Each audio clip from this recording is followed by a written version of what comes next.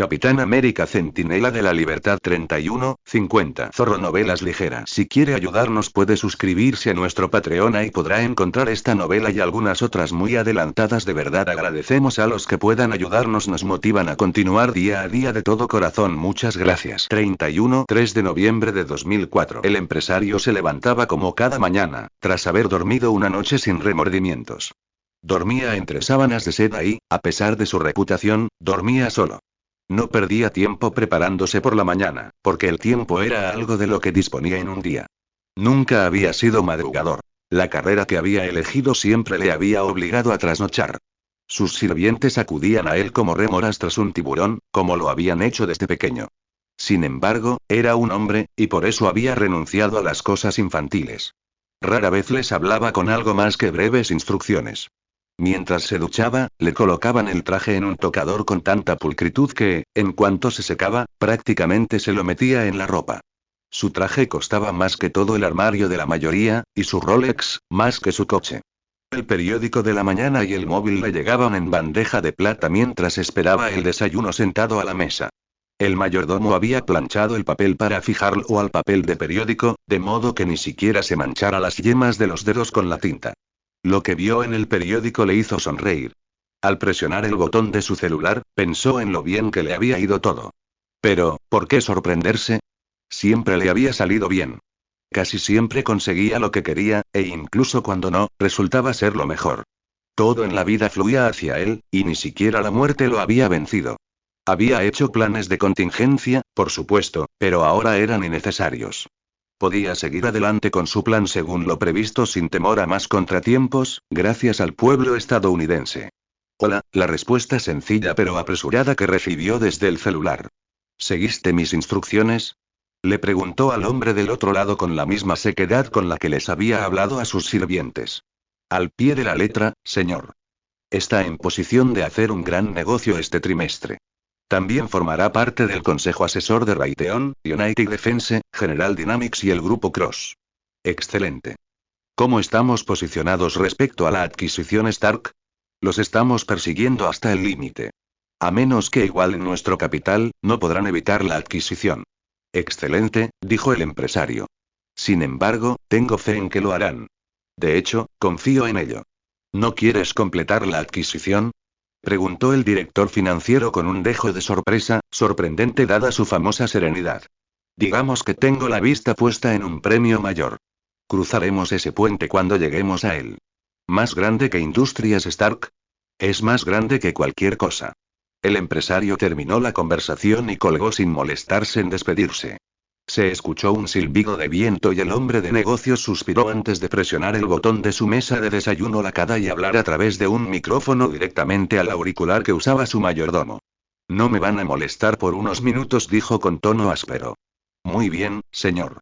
Respondió el mayordomo por el altavoz. Ni siquiera miró hacia atrás a su visitante, sino que desdobló el periódico y pasó directamente a la sección O/Ed. Será mejor que tengas una buena razón para estar aquí, dijo. ¿Preferirías que me presente en tu oficina? Si llevaras traje y concertaras una cita, ¿quién notaría la diferencia? Digamos que este es el único traje que tengo. Hyperion apareció en su campo de visión. Tanto su rostro como su tono denotaban que detestaba ser tratado como un lacayo. Precisamente por eso lo hacía el empresario. No había nada mejor en la vida que ver a una criatura tan poderosa, pues jamás consideraría a Hyperion un hombre, hirviendo de ira impotente. El sobrehumano estaba desaliñado y su traje estaba roto. Parecía como si hubiera atravesado el infierno para llegar allí. Si me permite una observación, parece insatisfecho con nuestro acuerdo actual, dijo el empresario, ignorando su estado de cansancio. Acabo de pasar media hora recibiendo una paliza de los Vengadores. Apenas escapamos con la piel intacta. Si te importa, dijo Hyperion, ignorando la observación. ¿Conseguiste liberar a Spectrum y Speed Demon? Sí, pero ese no es el punto. ¿Y entonces qué es? Preguntó el empresario levantando una ceja. Estoy harto de que me pateen el trasero. En mi mundo, ese no era tu mundo, y ese hombre no eras tú, gruñó el empresario mientras tiraba el periódico a un lado y se ponía de pie de golpe. Esos son recuerdos robados de un hombre que nunca serás. No serías nada sin mi poder, dijo Hyperion, negándose a dar marcha atrás. Te equivocas. Soy yo quien te resucitó de las cenizas, y si eso te molesta, siempre puedo devolverte a la placa de Petri. No te atreverías. Sin mi poder, ¿quién impediría que el sindicato se mantuviera firme? Eso no te incumbe. Simplemente haz lo que te dicen y serás rico y poderoso más allá de tus sueños. Si no, supongo que tendrás que volver a los tubos de ensayo. El empresario se encogió de hombros. Permanecieron en silencio, mirándose fijamente a los ojos.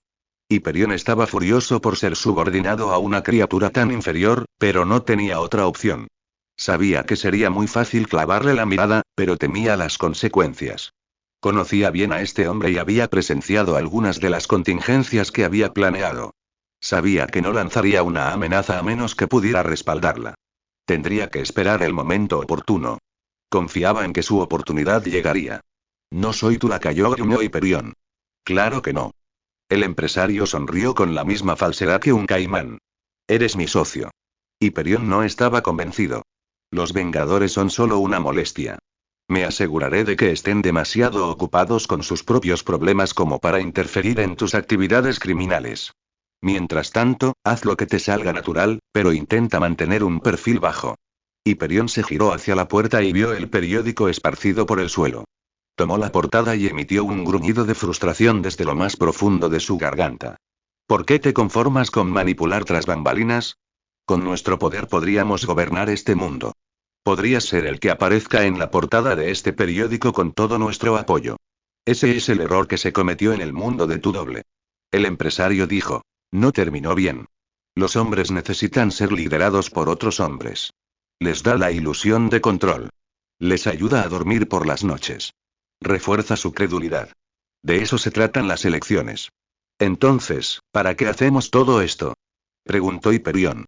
Confío en que conoces la salida, dijo el empresario secamente, dando por terminada la conversación sin molestarse en responder la pregunta. Mientras la ráfaga de viento de la rápida salida de Hiperión arrojaba papeles en su dirección, el empresario presionó el botón. Neumann, puedes pedir que te traigan el desayuno.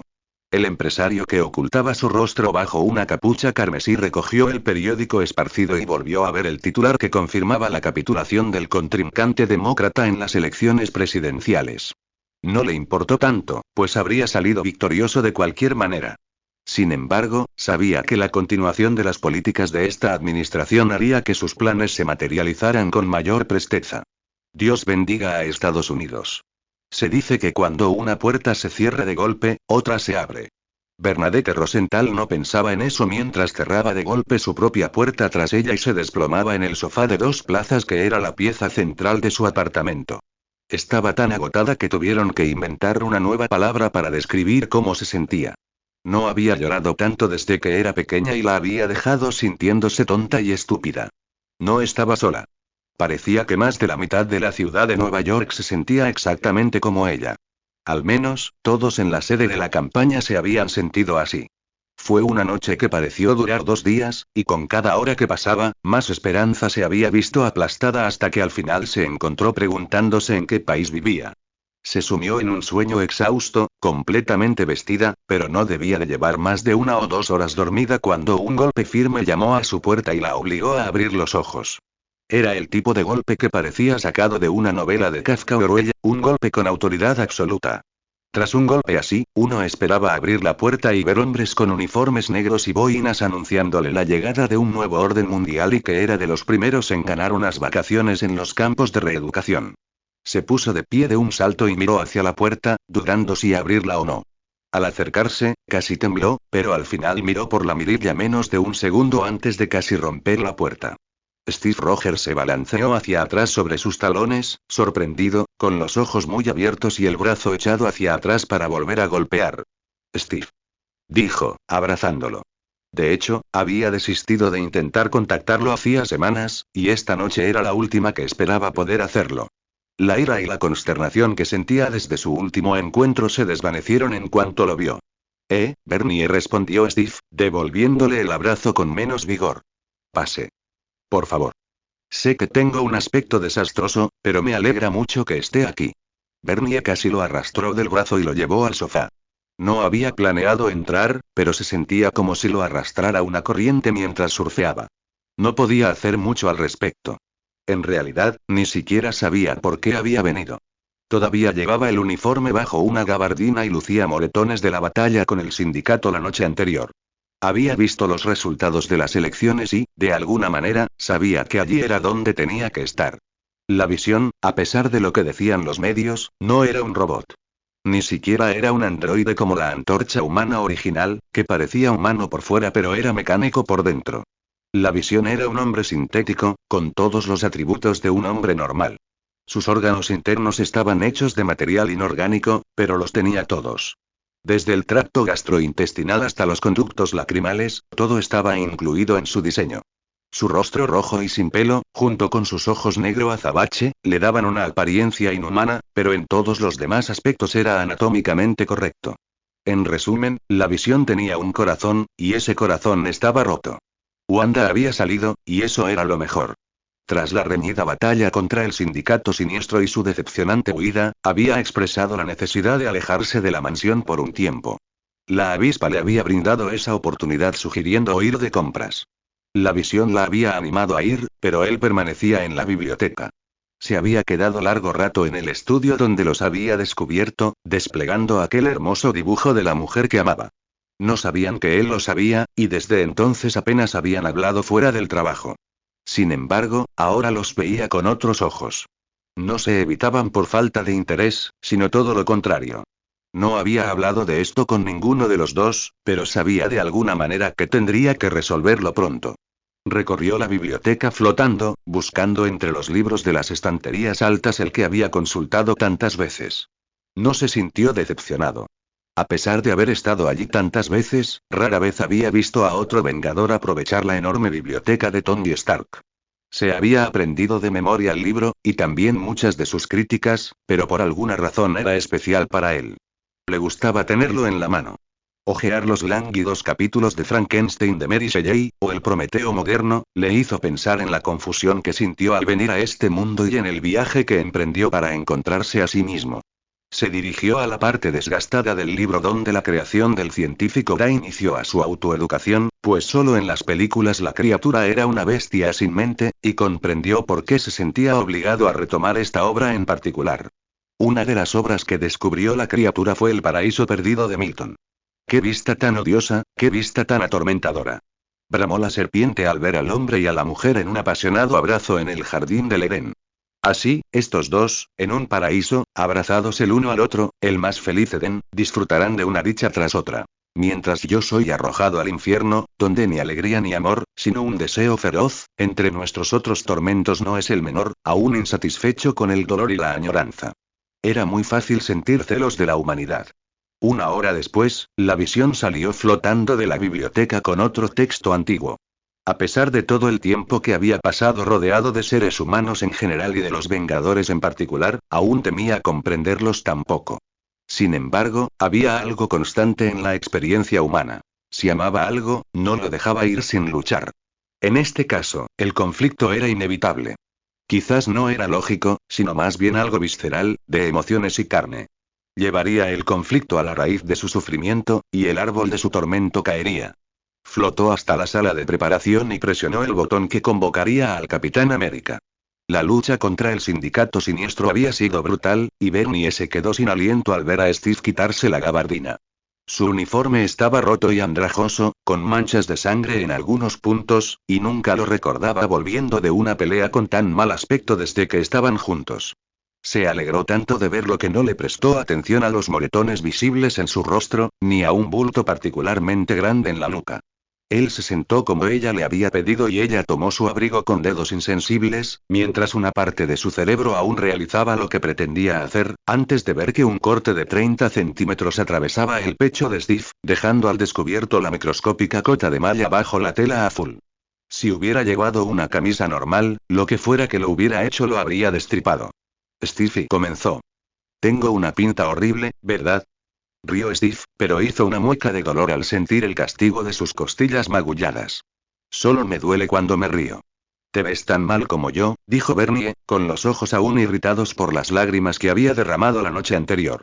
El sindicato otra vez, no sé por qué nos cuesta tanto detenerlos. Desde que aparecieron, hemos vuelto a derrotar a Ultron y hemos frustrado otro de los planes de Kang. Parecen ir siempre un paso por delante de nosotros. El Capi pensaba en voz alta, una mala costumbre que siempre demostraba su frustración. La pelea había sido brutal. Iron Man y Thor estaban a su lado, junto con la avispa, Visión y la Bruja Escarlata. Había creído erróneamente que ese poder sería suficiente para detener al sindicato. Quizás si los demás hubieran estado disponibles, habría marcado la diferencia. Todo había comenzado en el ala del hospital de la cárcel de la ciudad cuando el sindicato intentó liberar a sus hermanos capturados. Los Vengadores habían enviado equipos de 2 hombres para vigilar la fuga, y por pura casualidad, Thor y Iron Man estaban en el lugar en ese momento. Sin embargo, para cuando los Vengadores restantes llegaron en su Kingjet, la pelea se había descontrolado. Se había extendido a un pequeño centro comercial cuando Hyperion aplastó a Thor contra el edificio de enfrente. El Capi casi fue destrozado por el Águila Negra, quien cambió su maza por una espada afilada. Hyperion derribó el techo del patio de comidas, y de no ser por su escudo, ese habría sido el fin del Capi. Tan pronto como salió de entre los escombros, la princesa poderosa lo golpeó con una réplica de yeso de un pilar de estilo griego que había estado junto a Esbarros. La imagen de ella blandiéndola quedaría grabada para siempre en su mente como una belleza salvaje. Aterrizó justo frente al Dr. Spectrum, quien lo inmovilizó contra la pared con lo que parecía una gran mano verde mientras el demonio veloz hacía todo lo posible por asestar una ráfaga de golpes a través de su escudo. Los Vengadores tuvieron sus victorias. Fue divertidísimo ver la cara de Golden Archer cuando la cuerda de su arco se rompió solo porque Wanda la señaló. Power Princess cometió el error de golpear a Visión mientras estaba en máxima densidad y probablemente se rompió la mano. Iron Man usó sus rayos repulsores para hacer rodar a Black Eagle como un gato en una secadora hasta que el criminal alado vomitó sobre sí mismo. Tony usó el truco con Khan la primera vez que pelearon contra él, pero no lo había sacado de su sombrero desde entonces. Thor había dominado físicamente a Hyperion. Aún así, el caos era demasiado grande y todos escaparon en la confusión después de que Hyperion detonara una tubería de gas natural con su visión atómica. ¿Cómo supo que estaba allí? ¿Era capaz de ver a través de objetos sólidos? Nada de eso importaba. Estaba allí ahora, y sabía que tenía algo muy importante que decir. Simplemente no sabía cómo decirlo. Vine a verte por eso, sabía que, quiero decir, lo sé, dijo Bernie, y así lo hizo. A veces, Steve podía pronunciar los discursos más elocuentes del mundo, y otras veces se quedaba sin palabras. Incluso en esos momentos, sus ojos lo contaban todo, tan expresivos como sus palabras. Siempre estaba en su mejor momento al explayarse sobre ideales, ética, procesos y la buena costumbre. Las emociones le resultaban mucho más difíciles de cuantificar y expresar.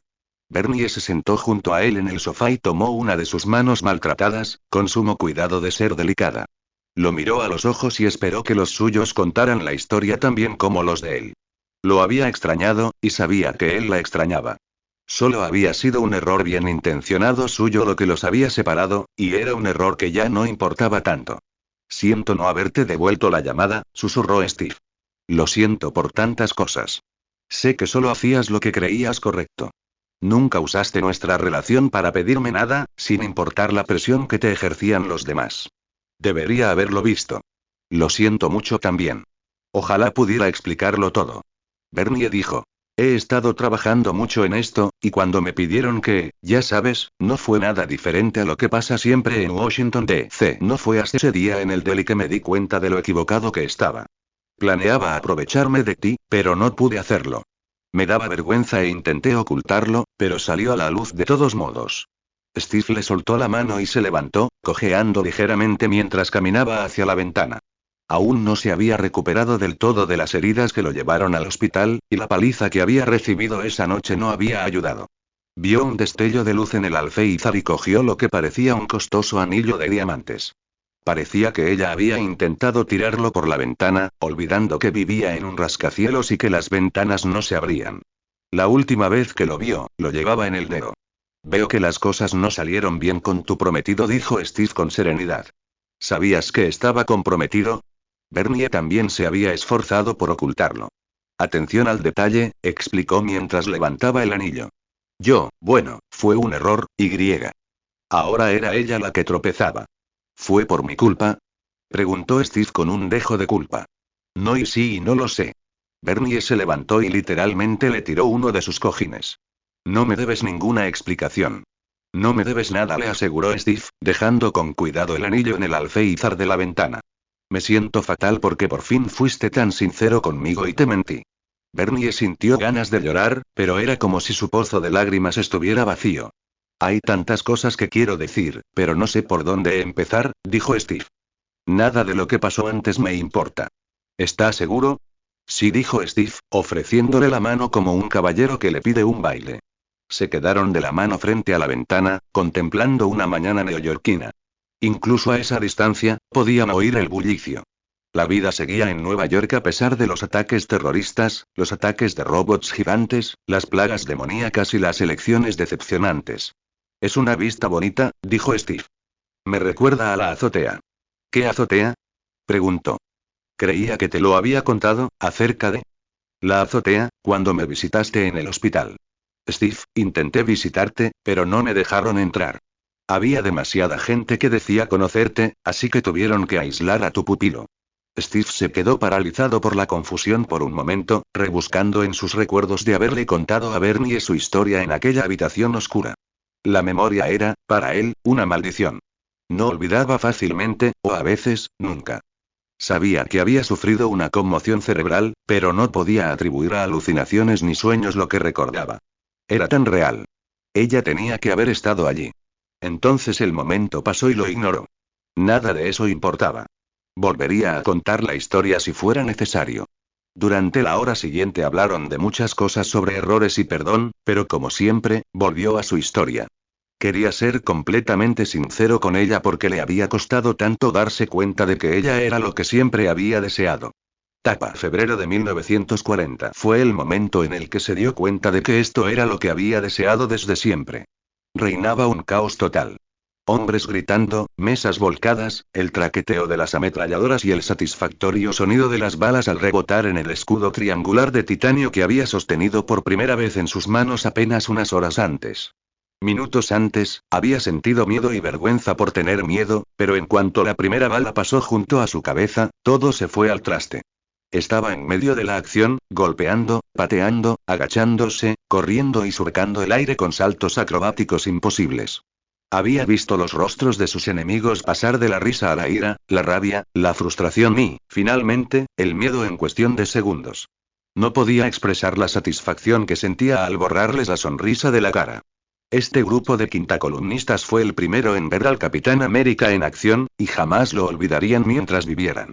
Solo había participado en unas pocas peleas en su vida, y francamente, la mayoría de las veces había salido perdiendo.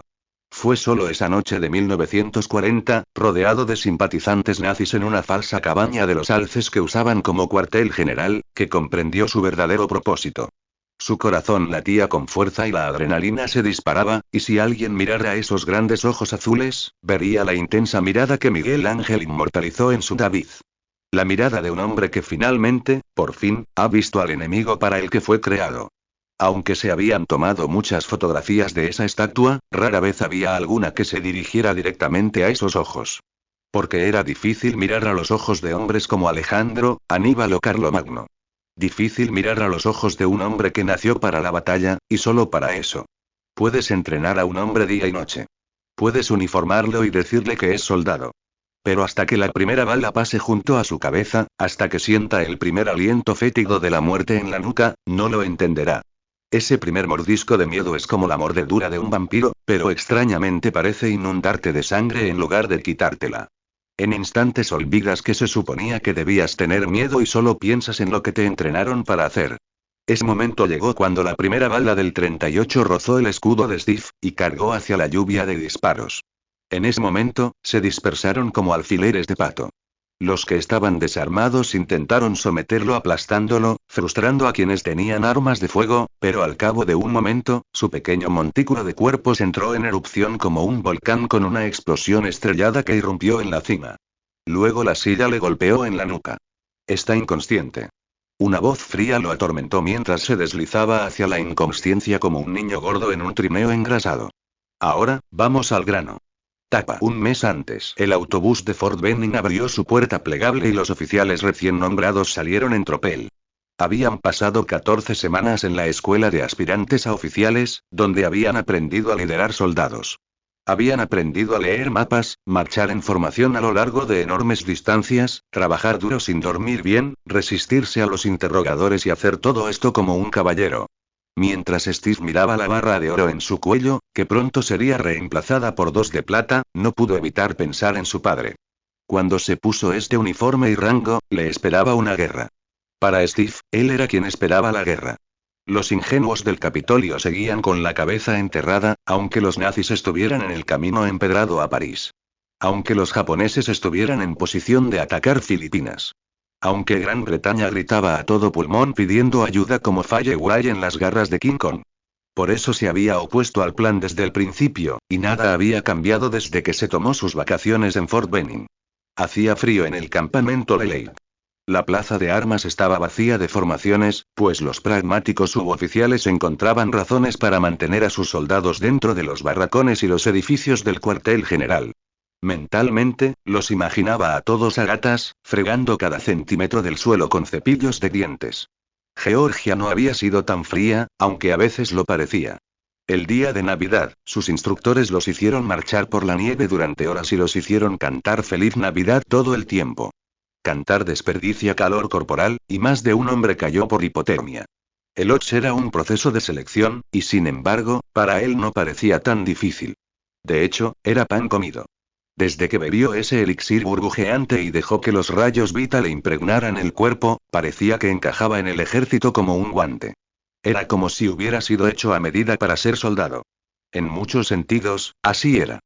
En cuanto bajaron del autobús, los demás oficiales se dispersaron por doquier. Algunos fueron a registrarse en sus nuevos alojamientos, mientras que otros se dirigieron al club de oficiales a tomar su primera copa como oficiales. Otros corrieron al aparcamiento cercano, donde sus familias los habían estado esperando en el frío quién sabe cuánto tiempo. Esto dejó a Steve solo en la nieve mientras el autobús se alejaba. Desde arriba debía de parecer una pequeña mota en un mar blanco, y se sentía tan solo. Era como aquel primer día en Fort Drum, pisando la línea de tiza después de que todos los demás hubieran entrado al edificio para el proceso de ingreso y preguntándose si tendría que volver a casa andando. No quería ir al club de oficiales porque no bebía y los demás candidatos lo despreciaban profundamente. Sabía que no iba a recibir ninguna tarjeta de Navidad de aquella multitud. Habían pasado por un infierno, con la espalda destrozada, mientras él silbaba durante toda la experiencia, y nada le recuerda más a un hombre sus defectos que la insinuación de que lo difícil para uno es pan comido para el de al lado. Le interesaba menos ir a los alojamientos, que podrían describirse con tacto como austeros, a diferencia de los barracones, que eran tan malos como se podría imaginar en cualquier película del ejército. En cuanto a su familia y se sorprendió al oír la bocina de un coche, en aquellos tiempos sonaban como auguga, y a una mujer que lo saludaba con la mano. Echó a caminar en esa dirección y, para su sorpresa, descubrió que era su madre, que lo llamaba. Le había estado escribiendo cartas desde Fort Drum, pero ella nunca le había contestado. Estaba convencido de que no querría volver a hablarle por cómo habían terminado. Parecía que conducía un Packard nuevo, y tuvo que reprimir las ganas de correr a toda velocidad. Estaba convencido de que si lo hacía, se desvanecería como un espejismo ante un hombre en el desierto. Al acercarse, ella pareció decirle al diablo con todo. Y corrió hacia él para abrazarlo. Parecía mucho más pequeña, como si el truco de encogerse que había usado para escapar de la ira de su marido no hubiera terminado con su muerte. Entonces se dio cuenta de que era solo porque se había vuelto mucho más grande. ¡Ay! Casi no te reconocí. Gritó. Has crecido tanto. Tu padre nunca creció tanto.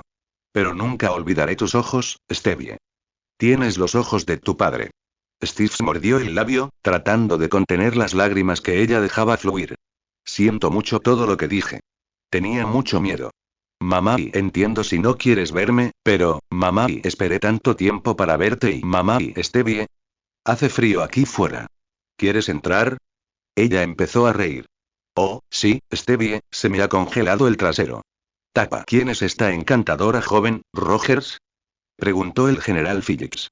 Steven había pedido una cena elegante para su madre en el comedor del club de oficiales cuando el general entró. El guardia del portal lo alertó, llamando a los oficiales a prestar atención. No se sorprendió cuando el general se dirigió directamente a su mesa. Descubrió que en Fort Leleigh ocurrían muy pocas cosas que el general Phillips desconociera. Steve adoptó una postura de firmes modificada para presentar formalmente a su madre. General, ella es mi madre Margaret Rogers. El general le tomó la mano pero no la besó a la manera continental. Es maravilloso conocer finalmente a la madre de mi mejor soldado. Debiste haber sido duro con él cuando era niño. Ah, ese era el trabajo de su padre, dijo con nostalgia, como si le doliera pensarlo, y luego añadió, como si se le ocurriera después. Encantada de conocerte. Tome asiento, teniente Rogers. ¿Le importaría que cene con usted esta noche? No, señor, dijo Steve de inmediato, aunque hubiera preferido cenar a solas con su madre. Habían estado aclarando muchas cosas. Sin embargo, cenar con el general era un honor, y había llegado a apreciarlo en su corto tiempo en el ejército. ¿De verdad mi Steven es tu mejor soldado, o solo lo dices? Preguntó mientras el general se sentaba. Su anillo de West Point brillaba a la luz de la lámpara. ¿Crees que ceno con todos los tenientes Bug recién salidos de la OCS? Yo fui quien lo envió allí. Es un soldado modelo. Un soldado perfecto. El mejor soldado que he visto en todos mis años. El general pronunció estas palabras con la mayor sinceridad, avergonzando a Steve con el elogio. En realidad, he visto a muchos soldados a lo largo de mi carrera. Cuando era teniente, estuve con los ingenieros mientras construíamos el canal de Panamá. Fueron el mejor grupo con el que he servido, y ninguno se compara con tu hijo. ¡Ay, Dios mío! Pensé que tendría problemas. Ya sabes que lo rechazaron una vez, sí, señora. Le di una segunda oportunidad porque sabía hasta dónde podía llegar el corazón de un hombre. Su hijo no tenía músculos grandes, pero tenía un gran corazón. Mírelo ahora. No puedo creerlo, Steve simplemente los dejó charlar. De alguna manera, sentía que cuanto menos dijera, mejor. Su madre no le había preguntado cómo había adquirido su nuevo físico, aunque no le habían permitido contarle a ella ni a nadie sobre el experimento. Debió de pensar que era simplemente el resultado del entrenamiento militar y un estirón tardío. Después de todo, seguía siendo un adolescente, aunque, como muchos de su generación, se vio obligado a madurar a toda prisa. No era una posibilidad remota.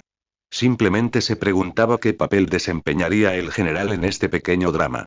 Desde la muerte del Dr. Erskine y la marcha de los científicos y burócratas del Departamento de Guerra, el general Phillips había sido el único confidente con quien podía compartir su secreto. Al principio había sido una carga y había querido contárselo a todo el mundo, pero con el paso de los meses, se había ido como todos los secretos. El placer de la revelación estaba lejos de su mente, y el miedo al descubrimiento demasiado cerca. Supongo que no le agradó su decisión de unirse a las Fuerzas Armadas. Para ser sincero, no sé, parece muy peligroso. Supongo que solo tenía miedo. Margaret Rogers fue siempre una mujer educada y no quería avergonzar a su hijo ni a su comandante diciéndoles lo que sentía en realidad. No quería que supieran cuánto se había esforzado para asegurarse de que el gentil muchacho que Dios le había dado pudiera seguir siendo gentil. Que, al igual que su esposo, había llegado a odiar al ejército por ser un destructor de vidas y un aplastador de familias que se aprovechaban de los pobres y los desinformados. Un club de brutos estúpidos e insensatos que eran la antítesis de lo que ella quería que su hijo se convirtiera. Un club que tomó los sueños de los patriotas y los dejó aplastados, cínicos amargados que habían visto y hecho demasiado para vivir una vida normal. Durante una década después de la Primera Guerra, abrazó a su esposo cuando lloraba hasta quedarse dormido, y en mitad de la noche lo oyó murmurar los nombres de hombres a los que había amado como hermanos. Hombres a los que nunca podría volver a amar, porque ahora estaban fertilizando la tierra de los viñedos franceses. Viñedos pertenecientes a franceses que estaban a punto de caer bajo la yegua de la opresión alemana, a pesar de su sacrificio casi olvidado. Todo era tan absurdo y horrible que no podía soportarlo, pero tampoco podía creer que este caballo de guerra cubierto de cintas lo comprendiera. Esto demostró lo poco que sabía del general Wade Phillips. Le habría sorprendido saber que Phillips era un granjero de Dakota del Sur que había mentido, engañado, robado y engañado para entrar en West Point. Que el congresista local lo había nominado basándose únicamente en que había dado una paliza al mayor matón del condado. Que había soportado las palizas y los tormentos de los diestros estudiantes de la Ivy League que luego ocuparon puestos cómodos en el personal, mientras que él había tomado un camino infernal hacia su estrella. No solo Panamá, sino también México, Francia, Filipinas y una larga escala en un puesto olvidado en el desierto de Arizona que un día sería Fort Huachuca. A diferencia de Jack Rogers, no se había ido después de la guerra, no porque aprendiera a amar la guerra, sino porque tenía miedo de irse. Jack Rogers tenía sus escritos y sus sueños, pero Philip solo tenía sus 2 manos llenas de cicatrices y sus hombres.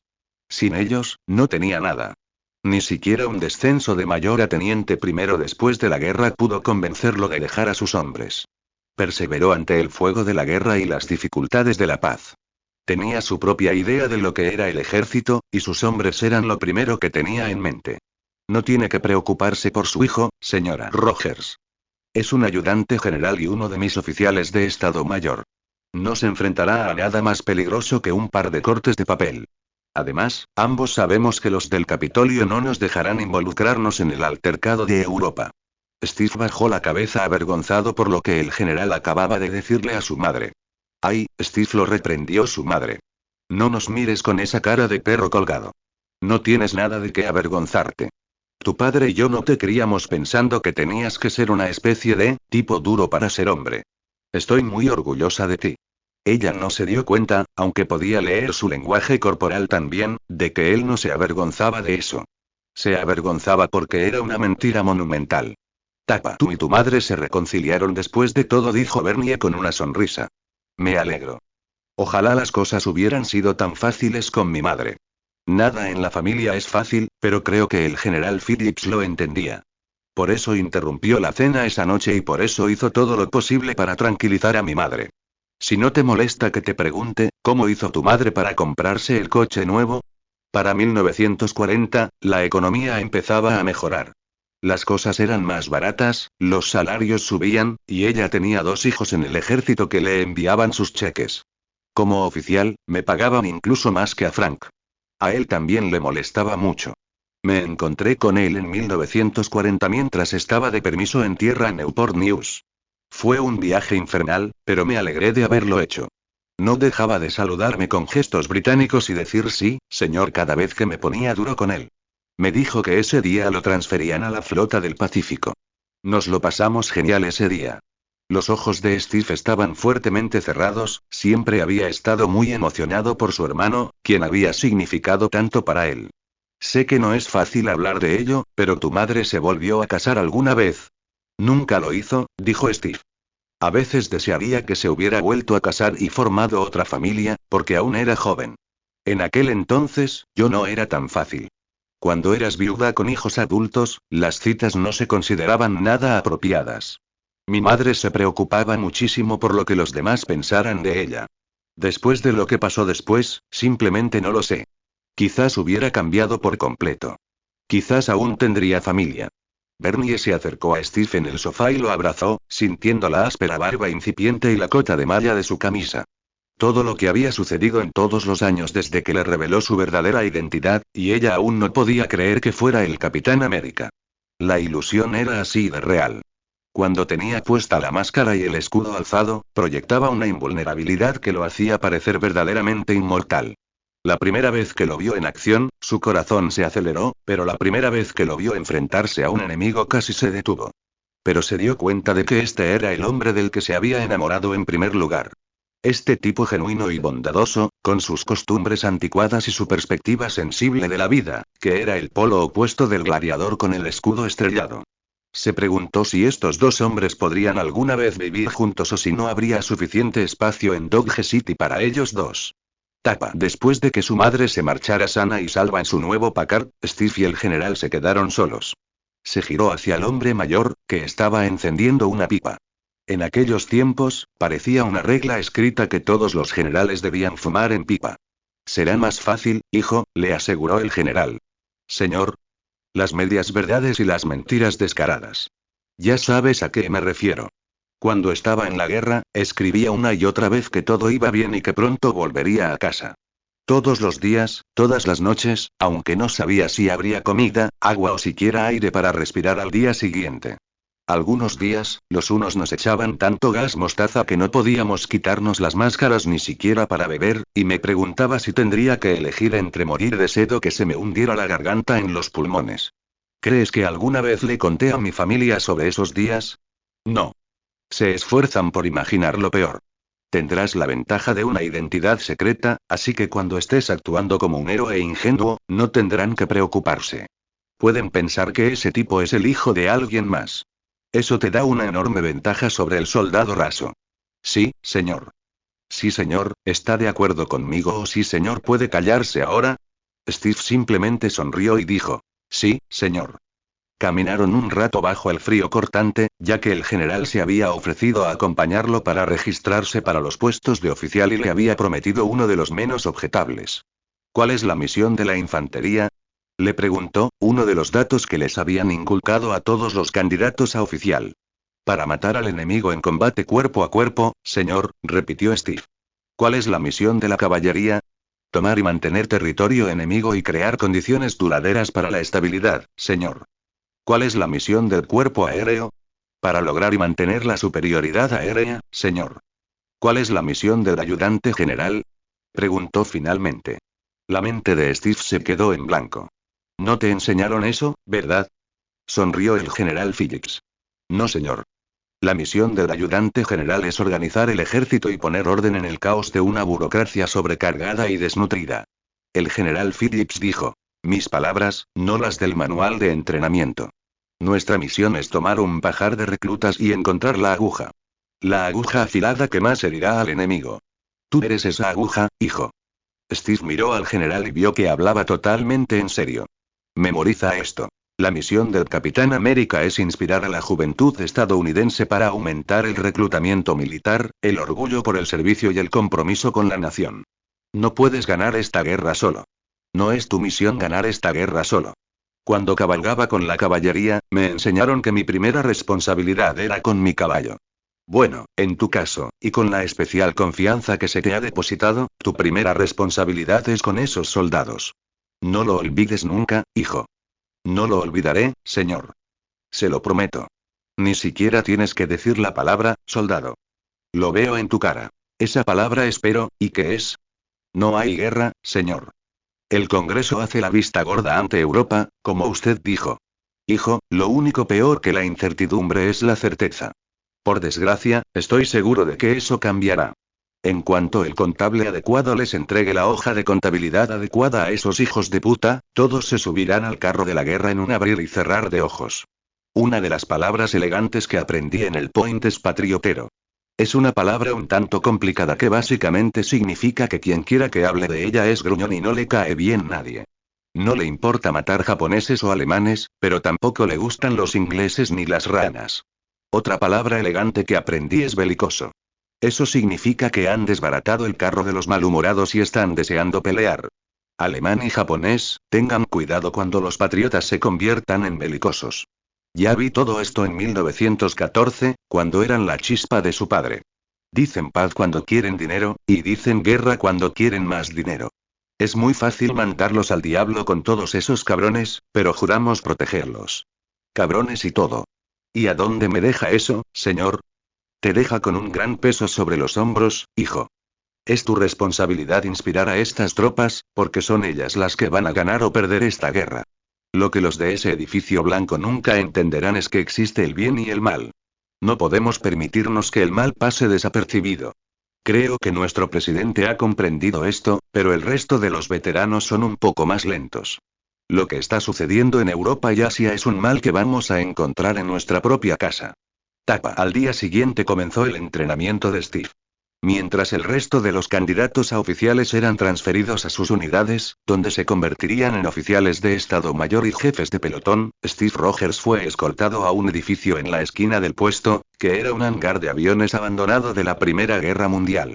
Fue allí donde pasaría el mes siguiente preparándose para su primera misión. No haría nada más que entrenar 18 horas al día. Tenía clases presenciales de 4 horas sobre temas como técnicas de espionaje, idiomas extranjeros, teoría criminológica, supervivencia y comunicaciones. Otras 4 horas del día las dedicaba a realizar entrenamiento físico a un nivel que ningún soldado normal podría soportar. Cada una de estas horas le asignaban un instructor nuevo porque de otra manera no podían seguirle el ritmo. Las otras 10 horas del día eran ejercicios de combate. Fue esa primera patada en la cabeza la que más dolió. Jian era un expatriado chino que hablaba un inglés perfecto y tenía manos duras como una roca. Insistía en que, antes de que los japoneses lo obligaran a huir de su país natal, era monje, pero que en esta tierra extraña había dejado esas disciplinas de lado para enseñar lo aprendido. Fue con esas manos duras como una roca que Steve aprendió por primera vez sobre las artes marciales orientales y por qué Hitler quería a los japoneses de su lado. Fue después de esa primera patada en la cabeza que el maestro Jian se le acercó y le dio su primera lección. Las disciplinas de las islas japonesas son el judo, el karate y, sobre todo, el kendo. Hay niños japoneses de 11 años que pueden matarte con un palo. Recuérdalo. Al igual que mi disciplina de Kung Fu, todos estos estilos tienen sus debilidades que el combatiente precavido puede aprovechar. Te enseñaré estas debilidades. No tengo los años necesarios para enseñarte la verdadera maestría del Kung Fu, pero lo que puedo enseñarte te convertirá en un hombre peligroso. Recuerda esta sensación en tu cabeza. Recuerda tu propia fuerza. Observa mi forma sutil. Date cuenta de lo que podrías hacerle a un hombre si no usas con sabiduría lo que te enseño. Recuerda que no instruyó con sabiduría. La exijo. Steve solo asintió. Sintió como si tuviera una conmoción cerebral. Hizo todo lo posible por seguir escribiéndoles a su madre y a su hermano, pero era difícil. Después de esa primera semana, con solo 6 horas diarias para recuperarse y sin permisos de fin de semana como los demás oficiales, Steve se sentía como un chicle masticado. Quería volver a la OX. Había pasado por 6 compañeros de entrenamiento en 7 días en el ring de boxeo. El único que aguantó 2 días fue un chico llamado Marciano, demasiado obsesionado con la estupidez como para rendirse. Su cuerpo, sin embargo, era un mapa de carreteras de moretones y contusiones. Lo peor era la realidad de que, con toda probabilidad, entrenaría así durante años y no aprendería todo lo que esperaban de él. Algunos días superaba todas las expectativas. Otros días, decepcionaba profundamente. La mayoría de las veces, sus instructores coincidían plenamente. Era el estudiante más rápido que jamás habían enseñado. Era casi como si tuviera memoria fotográfica y reflejos a la altura. Era raro que alguien tuviera que enseñarle algo 2 veces. Después de 3 semanas, le tenían miedo. ¿Dónde encontraste a este tipo? Escuchó a su combativo instructor de kickboxing preguntarle al general Phillips un día, cuando el anciano había venido a observar la sesión. ¿Puedes enviarlo de vuelta? No se puede, dijo el general. Me temo que es único. Tapa fue la noche anterior a aquella fatídica misión cuando vio el uniforme por primera vez. Participó en su diseño, por supuesto. Se negó a usar el primero que le trajeron porque, de hecho, tenía una bandera estadounidense como capa. Tras enterarse, el general estuvo de acuerdo en que era una profanación de la bandera tenerla ondeando contra el trasero todo el día. Rechazó otro diseño porque solo tenía una pequeña máscara de dominó. Insistió en una capucha para ocultar mejor su identidad, y capitularon. Otro diseño tenía volantes en los hombros como un uniforme de West Point, con un cordón colgando del hombro izquierdo. A Steve le pareció ridículo, pero lo llamaron aguafiestas. Si iba a ser uno de esos tipos a los que los periódicos llamaban hombre misterioso luchando contra el crimen, ¿por qué preocuparse de parecer extravagante? Fue un argumento que Steve no escuchó. El único consejo que aceptó fue el del general, quien insistió en que el uniforme incorporara algún tipo de protección. Finalmente se decidió. El resultado final fue ligeramente diferente al uniforme al que nos hemos acostumbrado, pero si se lo mostraran, nadie dejaría de reconocerlo. Era un mono de algodón ceñido, sencillo, como los que usaban las gimnastas de aquella época, con la excepción de que tenía mangas. A Steve le recordaba a unos calzoncillos largos muy ajustados. Encima, llevaba unos pantalones azules ajustados con un bañador rojo encima para disimular el ángulo del colgante. Como camisa, llevaba una camiseta azul de malla tan gruesa que solo un supersoldado podría haber hecho una voltereta hacia atrás con ella. Sin embargo, protegía la mayoría de sus órganos vitales, y eso era lo que más le preocupaba al general. Por último, llevaba una capucha azul que le cubría todo el cuerpo por encima de la oreja. Como decoración, a Steve le sorprendieron los símbolos que eligieron exhibir de forma tan prominente. Aunque consideraron la idea de poner un águila en la frente de la capucha, se conformaron con una A mayúscula, que Steve pensó que podía significar casi cualquier cosa, algunos no tan complementarios. Las alas de la capucha parecían aludir a una especie de héroe mitológico, como una estatua romana de Mercurio. La estrella de 5 puntas en su pecho podía significar muchísimo para muchísima gente. Era un símbolo masónico, un símbolo pagano, el camino del planeta Venus, un símbolo de brujería, poderío militar, lo que uno quisiera interpretar, francamente. En lo que todos parecían coincidir es en que atraía la atención sin que nadie se diera cuenta, y si alguien iba a dispararte, lo mejor era guardarlo en el cofre de malla en lugar de en cualquier otro lugar. La última adición fue una sorpresa. El general Phillips entró en la sala con un paquete triangular en un carrito. Todos rieron al abrirlo. El escudo era triangular, de estilo normando, con 3 bengalas en la parte superior, como una flor de collar. La pintura de 3 estrellas y 7 barras lo hacía casi perfecto para el sello oficial de la rama del ayudante general del ejército de los Estados Unidos. Sería un honor para mí llevarlo, señor, dijo Steve con sinceridad. ¿Pero no cree que la gente adivinará para quién trabajo? Con un poco de suerte, hijo, lo harán, dijo el general con una sonrisa. Tapa. Lo primero que Steve pensó al recobrar el conocimiento fue en lo ingenuo y confiado que había sido. Tras un breve reconocimiento del pabellón donde la inteligencia militar insistía en que se reunían los quintacolumnistas, acababa de entrar a la carga, aunque lo superaban en número 30 o 40 a 1. Había sido emocionante, catártico y una auténtica estupidez. En cuanto miró por la ventana y vio la esvástica que saludaban en suelo estadounidense, fue como si algo se rompiera dentro de él. Todas esas emociones que había estado reprimiendo durante todos los frustrantes años desde aquel noticiero de 1935 explotaron. Igual que él explotó por la ventana, aprovechando el factor sorpresa y obligándolos a retroceder. Le sorprendió estar vivo, sobre todo porque sabía lo fácil que habría sido pegarle un tiro en la cabeza mientras yacía en el suelo. Supo de inmediato que estaba atado a una silla y que sentía hormigueo en las manos. Debieron de haberlo atado con fuerza. Lo primero que vio al abrir los ojos fue una imagen que recordaría el resto de su vida. La imagen de un enemigo que lo atormentaría una y otra vez a lo largo de los años. Una imagen del odio más profundo, salida directamente del infierno. La cara lasciva de Cráneo Rojo. Veo que por fin has recobrado el conocimiento, mi payaso disfrazado. Rió la calavera. A pesar de su calavera roja y su uniforme de soldado de asalto de las SS, hablaba con un acento perfecto del Medio Oeste. Creí que mi golpe te había destrozado los sesos. Steve contuvo las ganas de preguntar a quién llamas payaso. Y permaneció en silencio, intentando comprender la situación sin parecer frenético. Todavía había una media docena de quintacolumnistas de pie, dándose codazos y sonriendo, pero parecía que la mayoría se había puesto un huevo en el zapato y lo había golpeado. Uno de ellos sostenía su escudo y lo golpeaba con un martillo, con aspecto sorprendido de no hacerle mella. Estaba en las garras de los genios, obviamente. Podía notar que estaba atado a la silla con las cuerdas que habían accionado las cortinas que destrozó al entrar.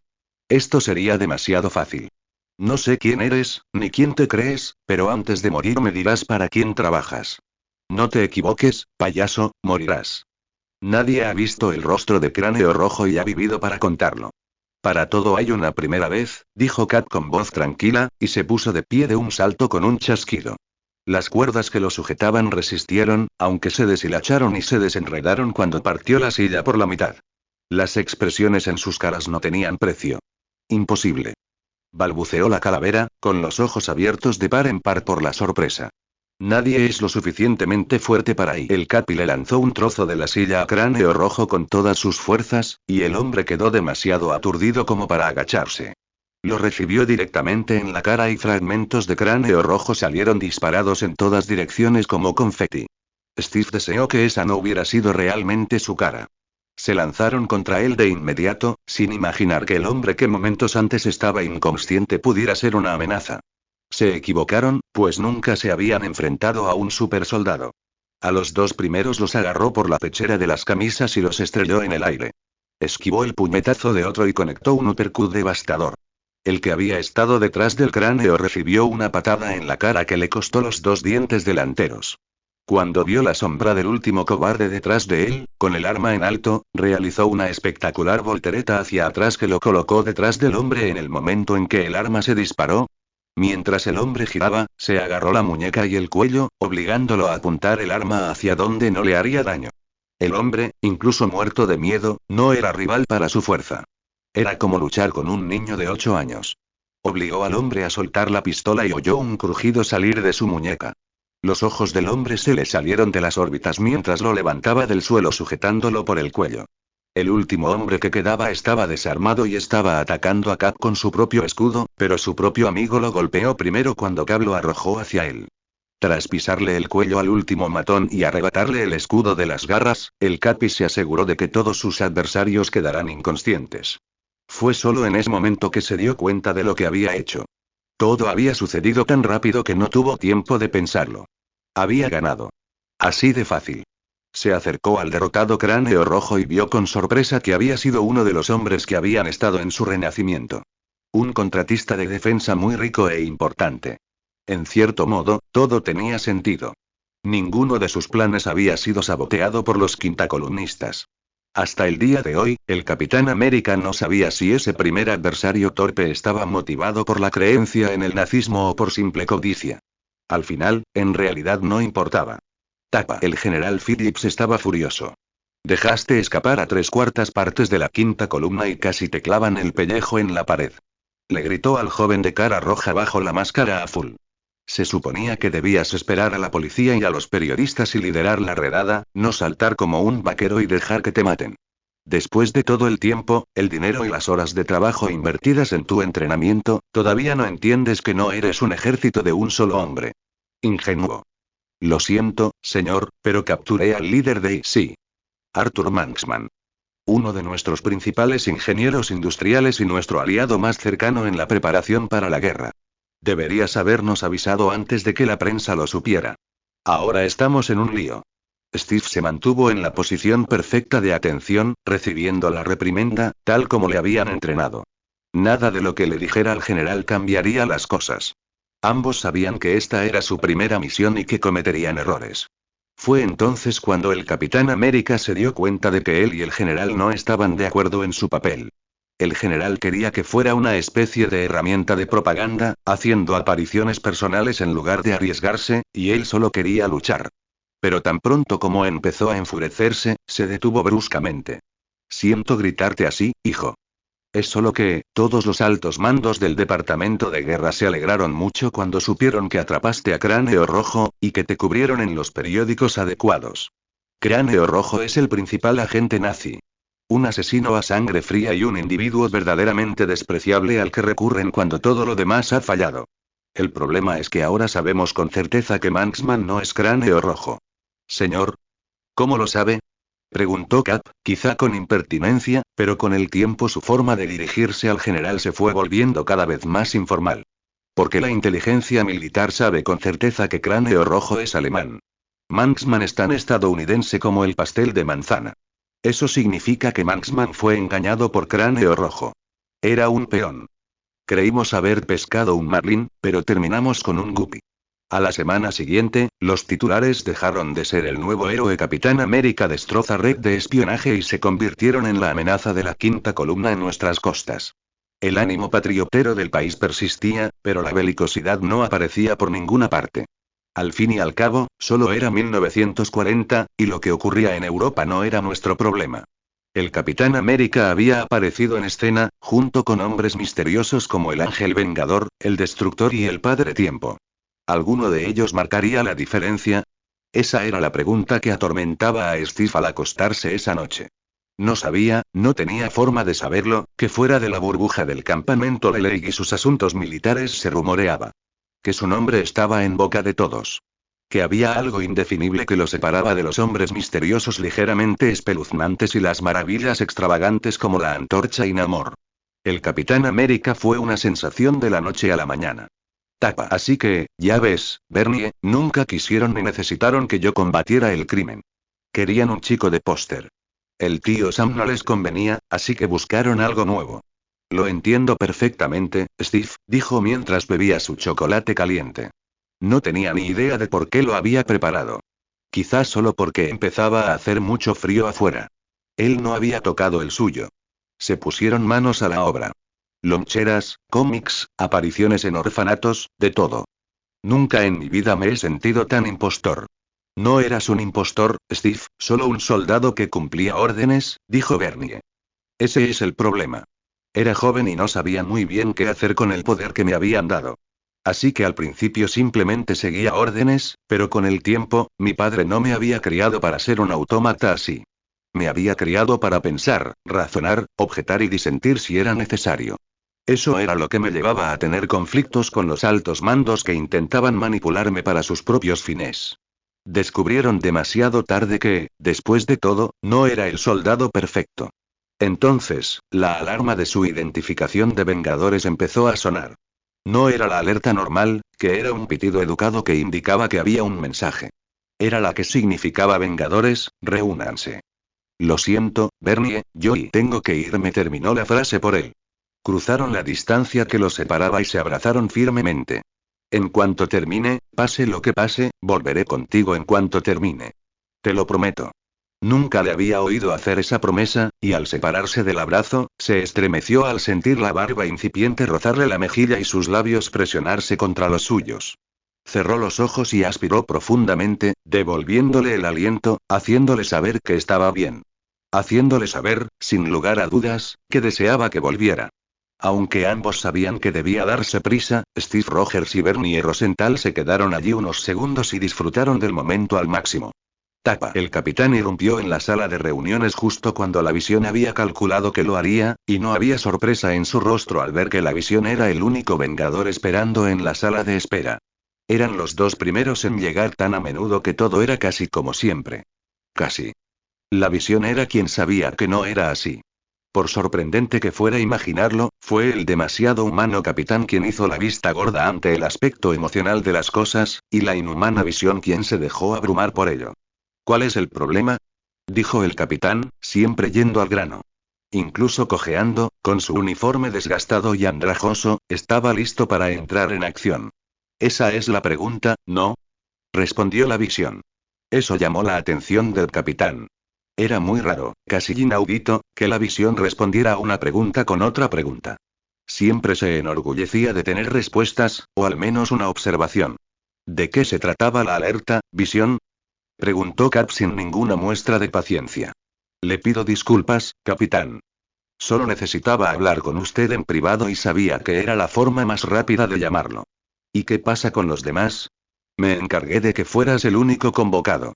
Visión, sabes que la alerta de emergencia es solo para las crisis más graves, ese es el problema, capitán, dijo la visión con frialdad.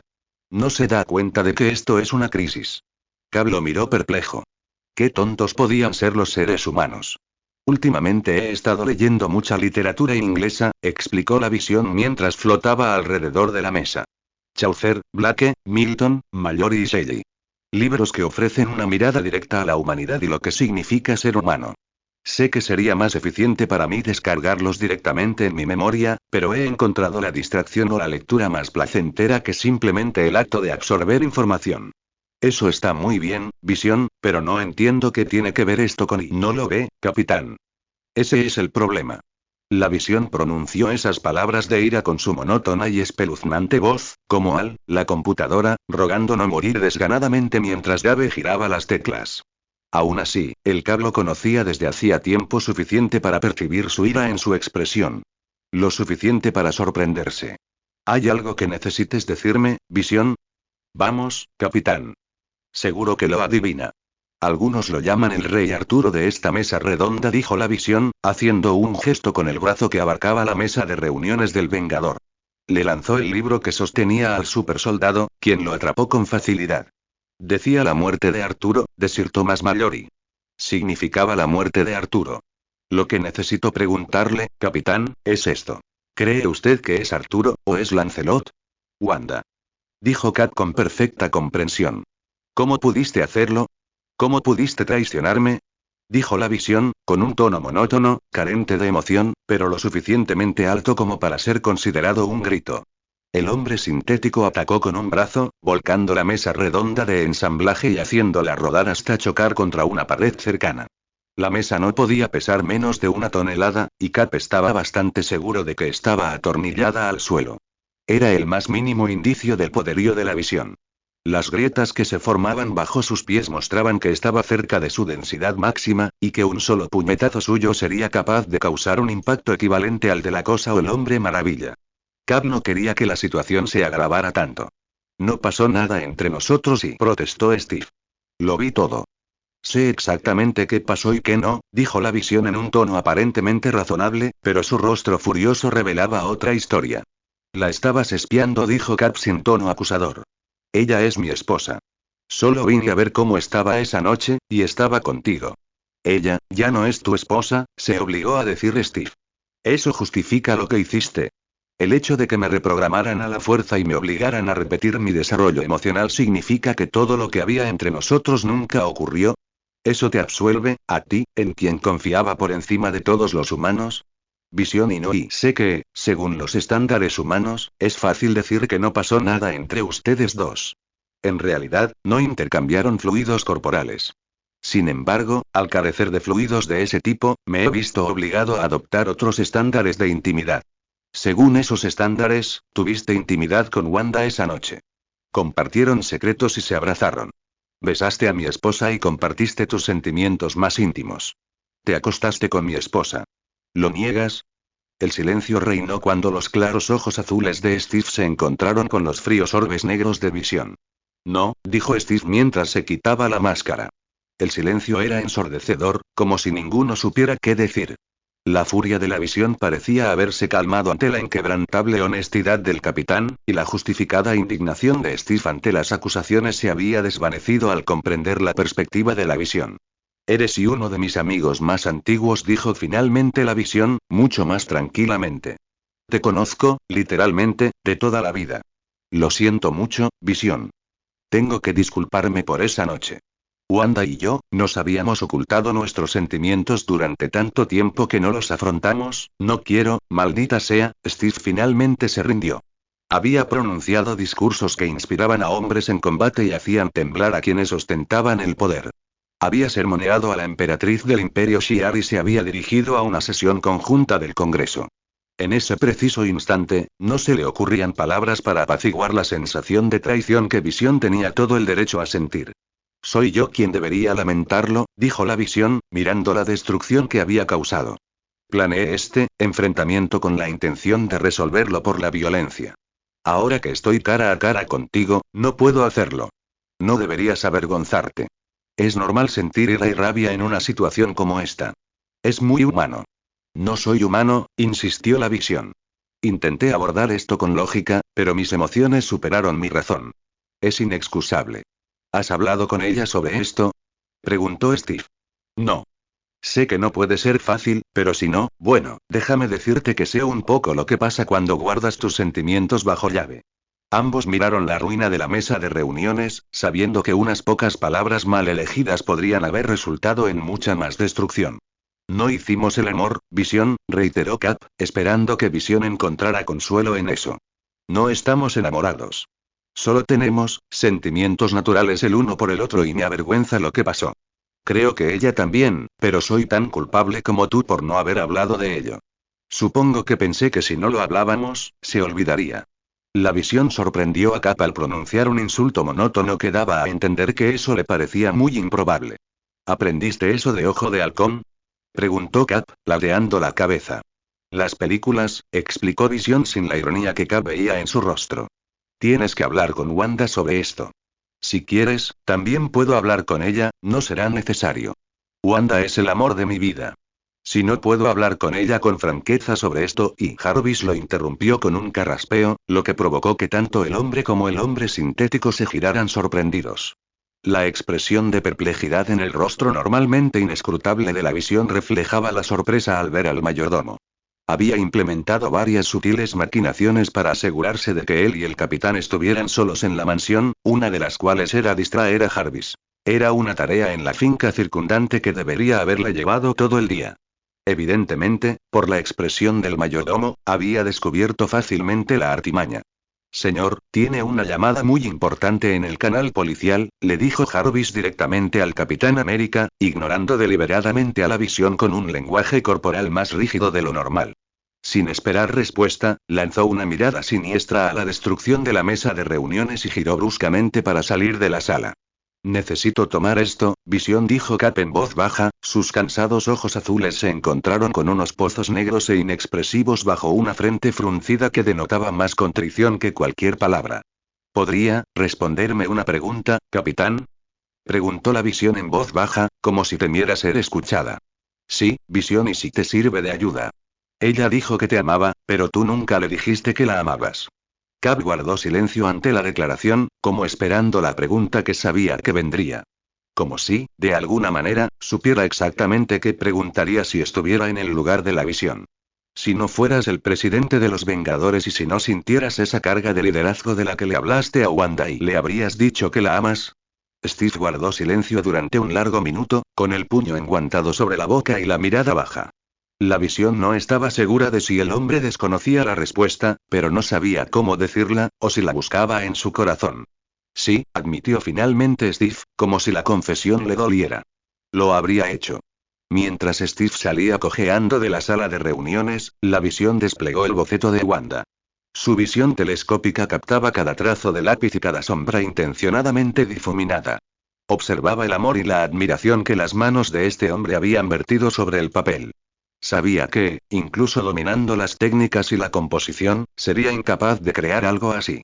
Allí, solo junto a los restos de la mesa de reuniones del Vengador, las lágrimas corrían por las mejillas enrojecidas del Vengador. Jarvis llamó Cap al mayordomo cuando lo alcanzó.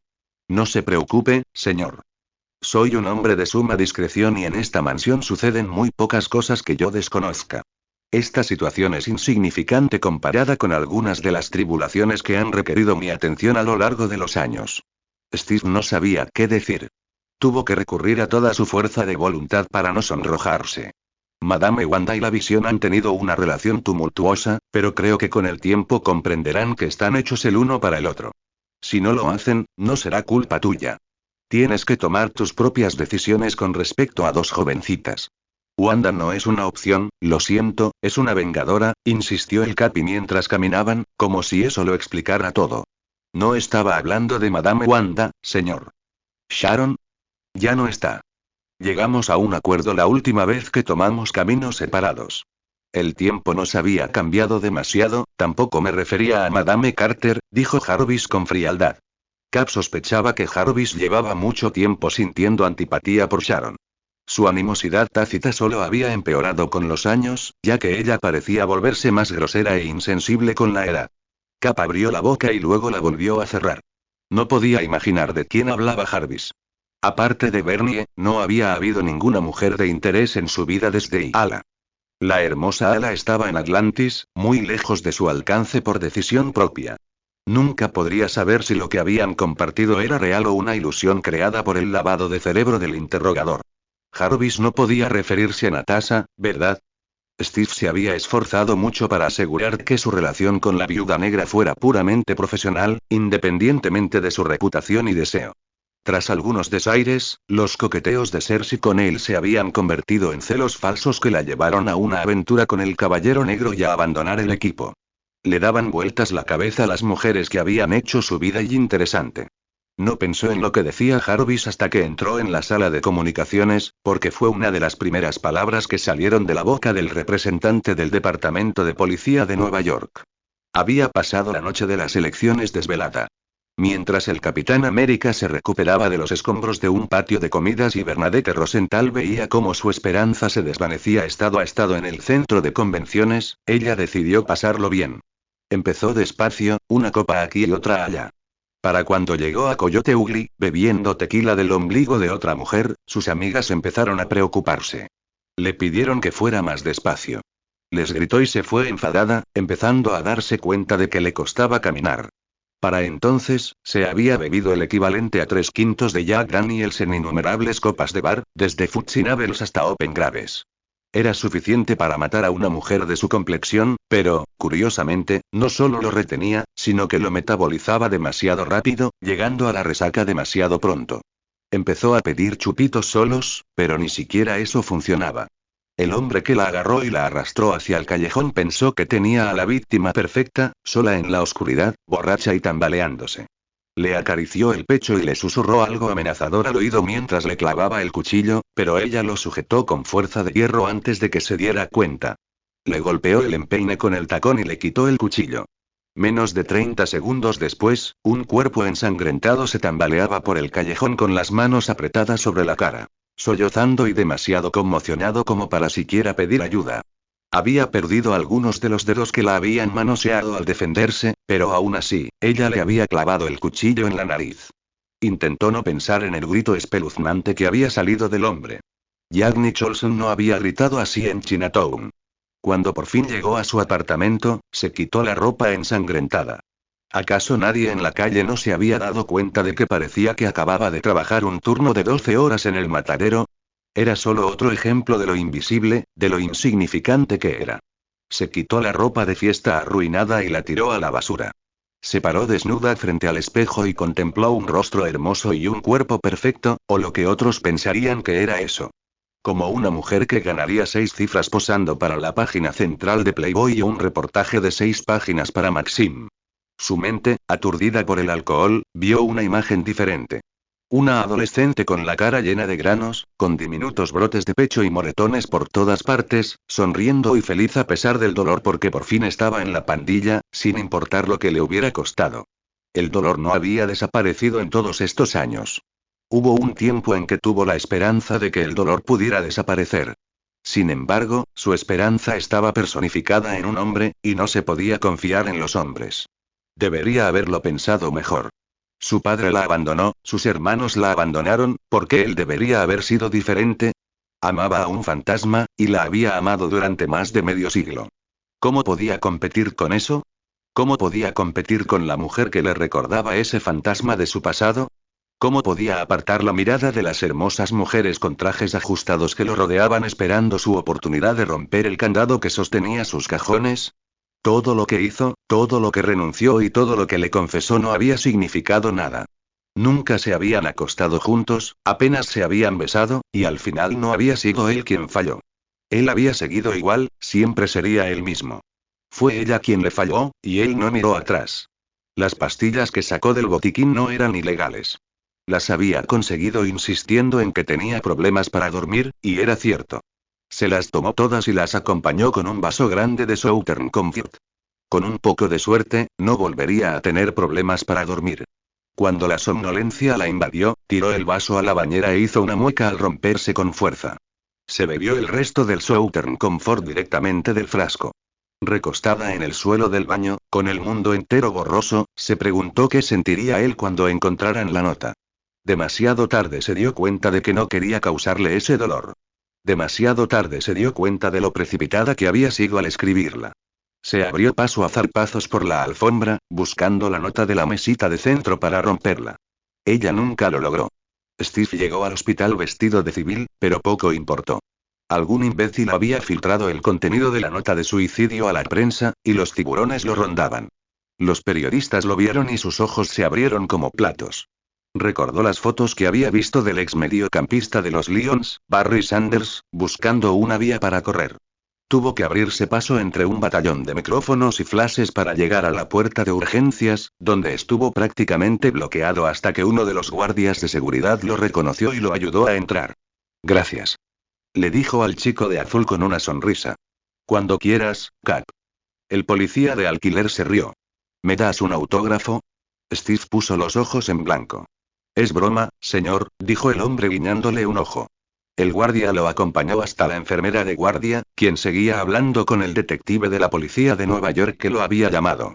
Steve no sabía qué decirles, y por sus expresiones, vio que sentían exactamente lo mismo. ¿Cómo está? Preguntó finalmente Steve a la enfermera. Está estable, pero aún no ha recuperado el conocimiento. Creo que es bueno, porque podría enfadarse cuando se entere de que le hicimos un lavado de estómago. Muchos intentos de suicidio son gritos de socorro y desesperados intentos de llamar la atención, pero en este caso no lo sé. No sabemos cómo se sentirá al estar viva. Con su fuerza física, podría ser difícil, si no imposible, que evitemos otro intento. La enfermera era joven y encantadora para una mujer de su responsabilidad, pero tenía esa mirada agobiada que le recordaba a su madre. ¿Puedo verla? Preguntó Steve. Esperaba que lo hicieras. Quizás tu presencia pueda ayudar a disipar y no se preocupe por ella todavía, señor. Tiene asuntos más importantes que atender. Tenemos que hablar de... Empezó el detective Sánchez, pero se detuvo cuando Cable lanzó una mirada gélida que hizo que los testículos del hombre se retrajeran. Sánchez era un veterano de 15 años del Departamento de Policía de Nueva York y había pasado 2 años en el ejército de los E.U. como soldado de infantería en la década de 1980. Ya se había enfrentado a muchos de los individuos a los que llamaba Supercreeps. Spider-Man lo había atado a una pared con una telaraña cuando era novato. Hulk había lanzado su primer coche patrulla por la ventana de un 9º piso. Había arrestado a Kyle Richmond, el cruzado conocido como Halcón Nocturno, cuando lo arrestaron por evasión de impuestos. Había interrogado al Dr. Stephen Strange como persona de interés en una investigación de asesinato ocultista tan pronto como llegó a detective. Por alguna razón, la gente del departamento acudía a él con este tipo de cosas. Sin embargo, nunca había conocido al Capitán América.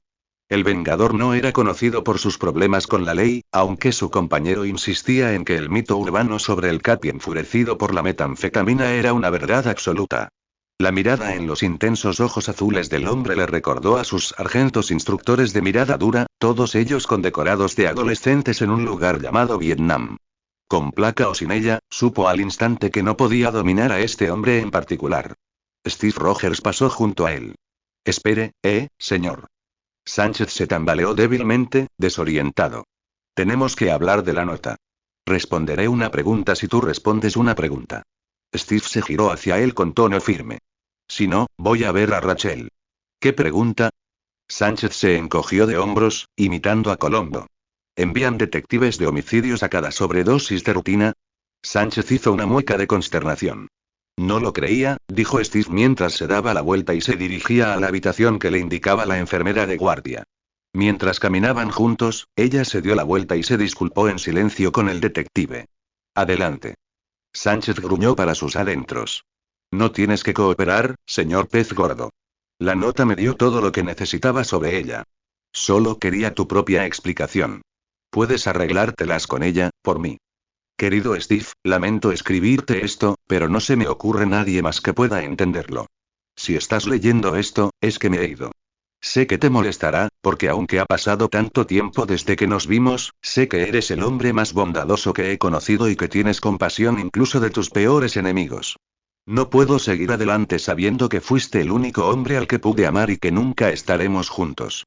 Tu vida como Capitán América y mi vida como Diamondback no eran compatibles, pero no puedo evitar preguntarme qué pudo haber sido entre un chico llamado Steve y una chica llamada Rachel.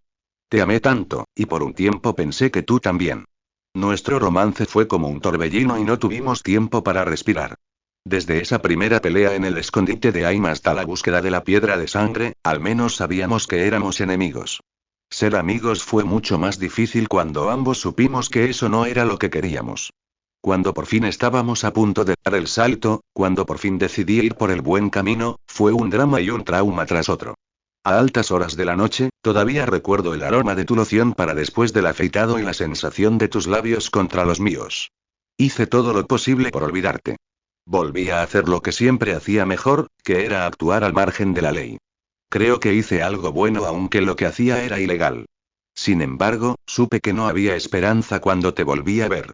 En el bar que antes no tenía nombre, antes de que te lastimaran, te vi y supe que no había esperanza de olvidarte jamás. No había esperanza de encontrar a alguien que te reemplazara.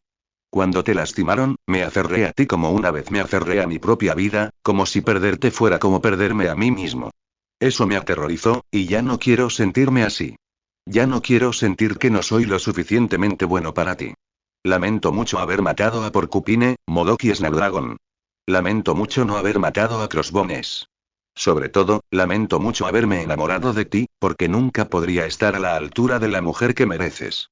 No creo que te dieras cuenta de que estabas hablando conmigo en el hospital cuando me hablaste de Sara, pero fue entonces cuando me di cuenta de que nunca podría competir con eso. No pienses que nada de esto es tu culpa, Steve. Cada error en mi vida fue mi decisión. Así como tú tomaste la decisión de intentar salvar a Sara, yo tomé la decisión de intentar unirme a la pandilla de Vin. No sabía que una vez que estás en la pandilla, nunca puedes salir. Era joven y no sabía que no había salida. En cierto modo, supongo que ambos estamos atrapados por el destino. No había forma de que pudiera saber que alguna vez te conocería. Cuando era niña, se suponía que estabas muerta. Eras como un cuento para dormir o un cuento de hadas que los padres les contaban a sus hijos. Lamento haberme enamorado de ti, pero nunca me arrepentí de que llegaras a mi vida, porque me mostraste la persona que quería ser. La persona que podría haber sido.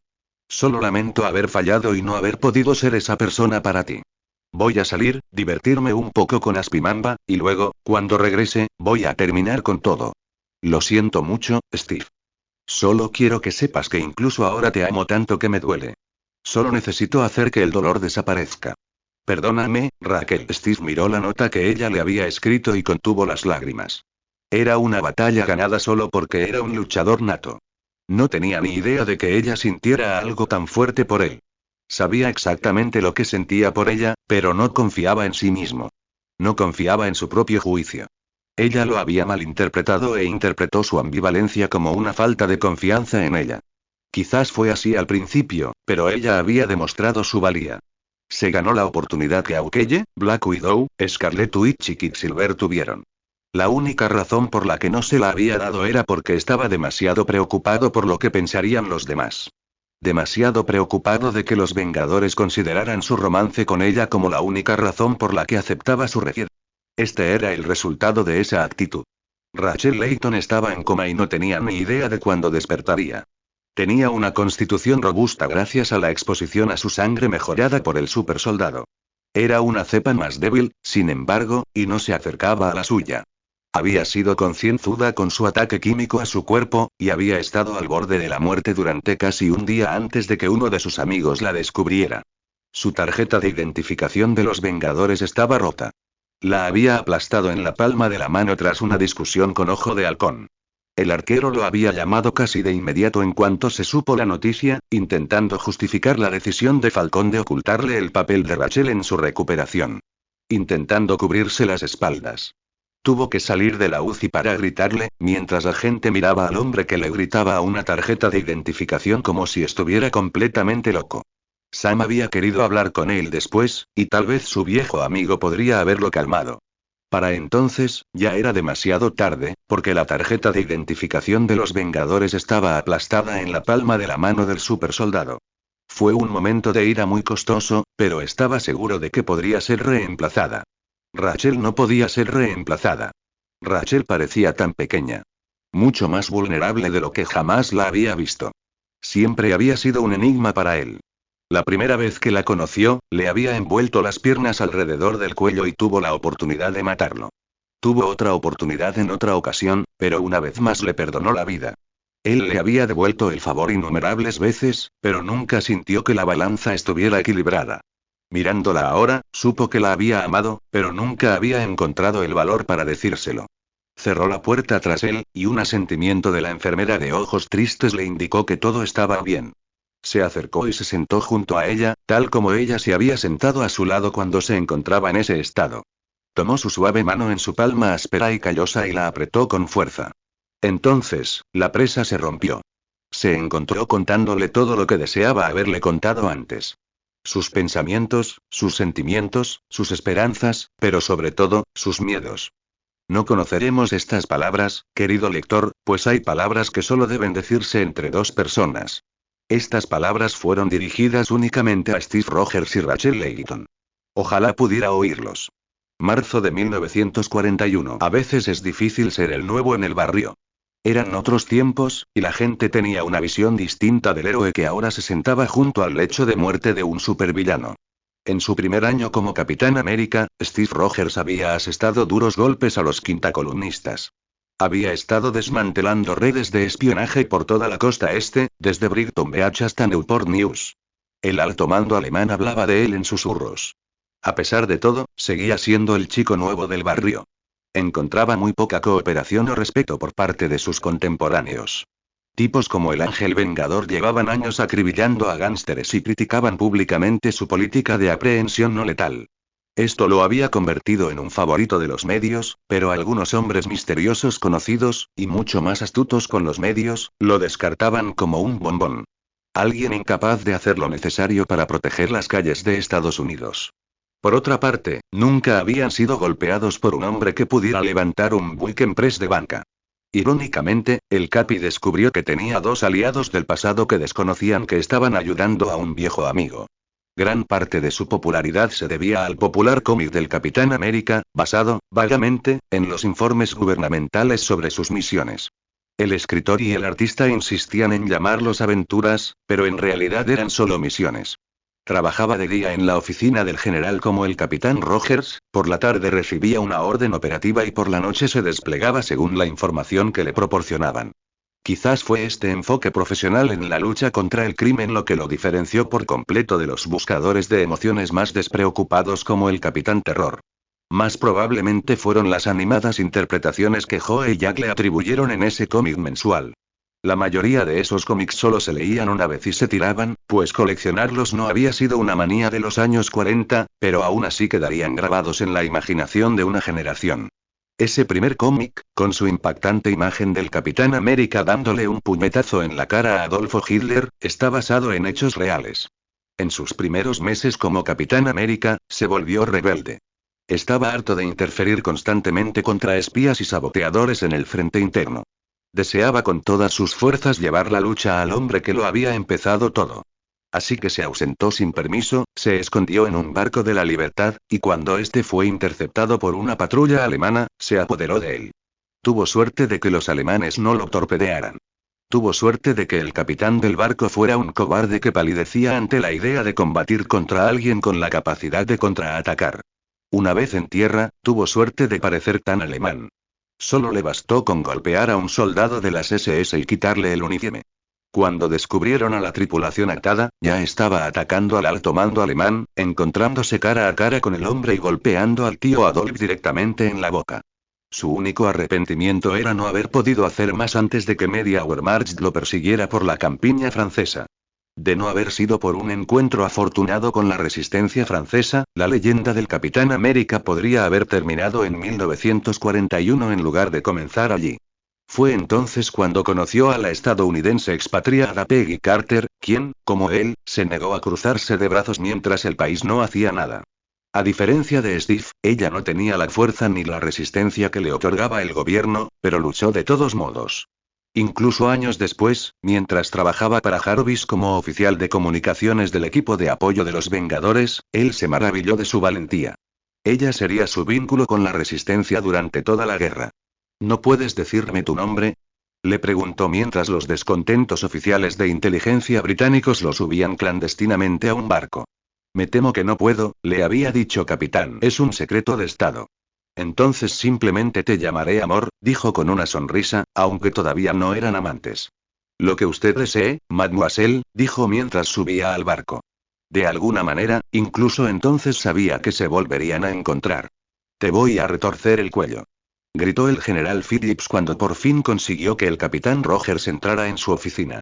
Un ojo le temblaba y toda su cara parecía una remolacha hervida a punto de reventar. ¿Quién te crees que eres? Imbécil impulsivo. Creía que ya habías metido la pata de todas las maneras posibles antes de esta. Señor, y no me trates como un señor, Rogers. Te ausentaste sin permiso, invadiste una nación soberana y causaste un incidente internacional. El consulado alemán te ha acusado de agresión, vandalismo, piratería, espionaje y intento de asesinato. Deberías saber de qué te acusan y que no pueden probar.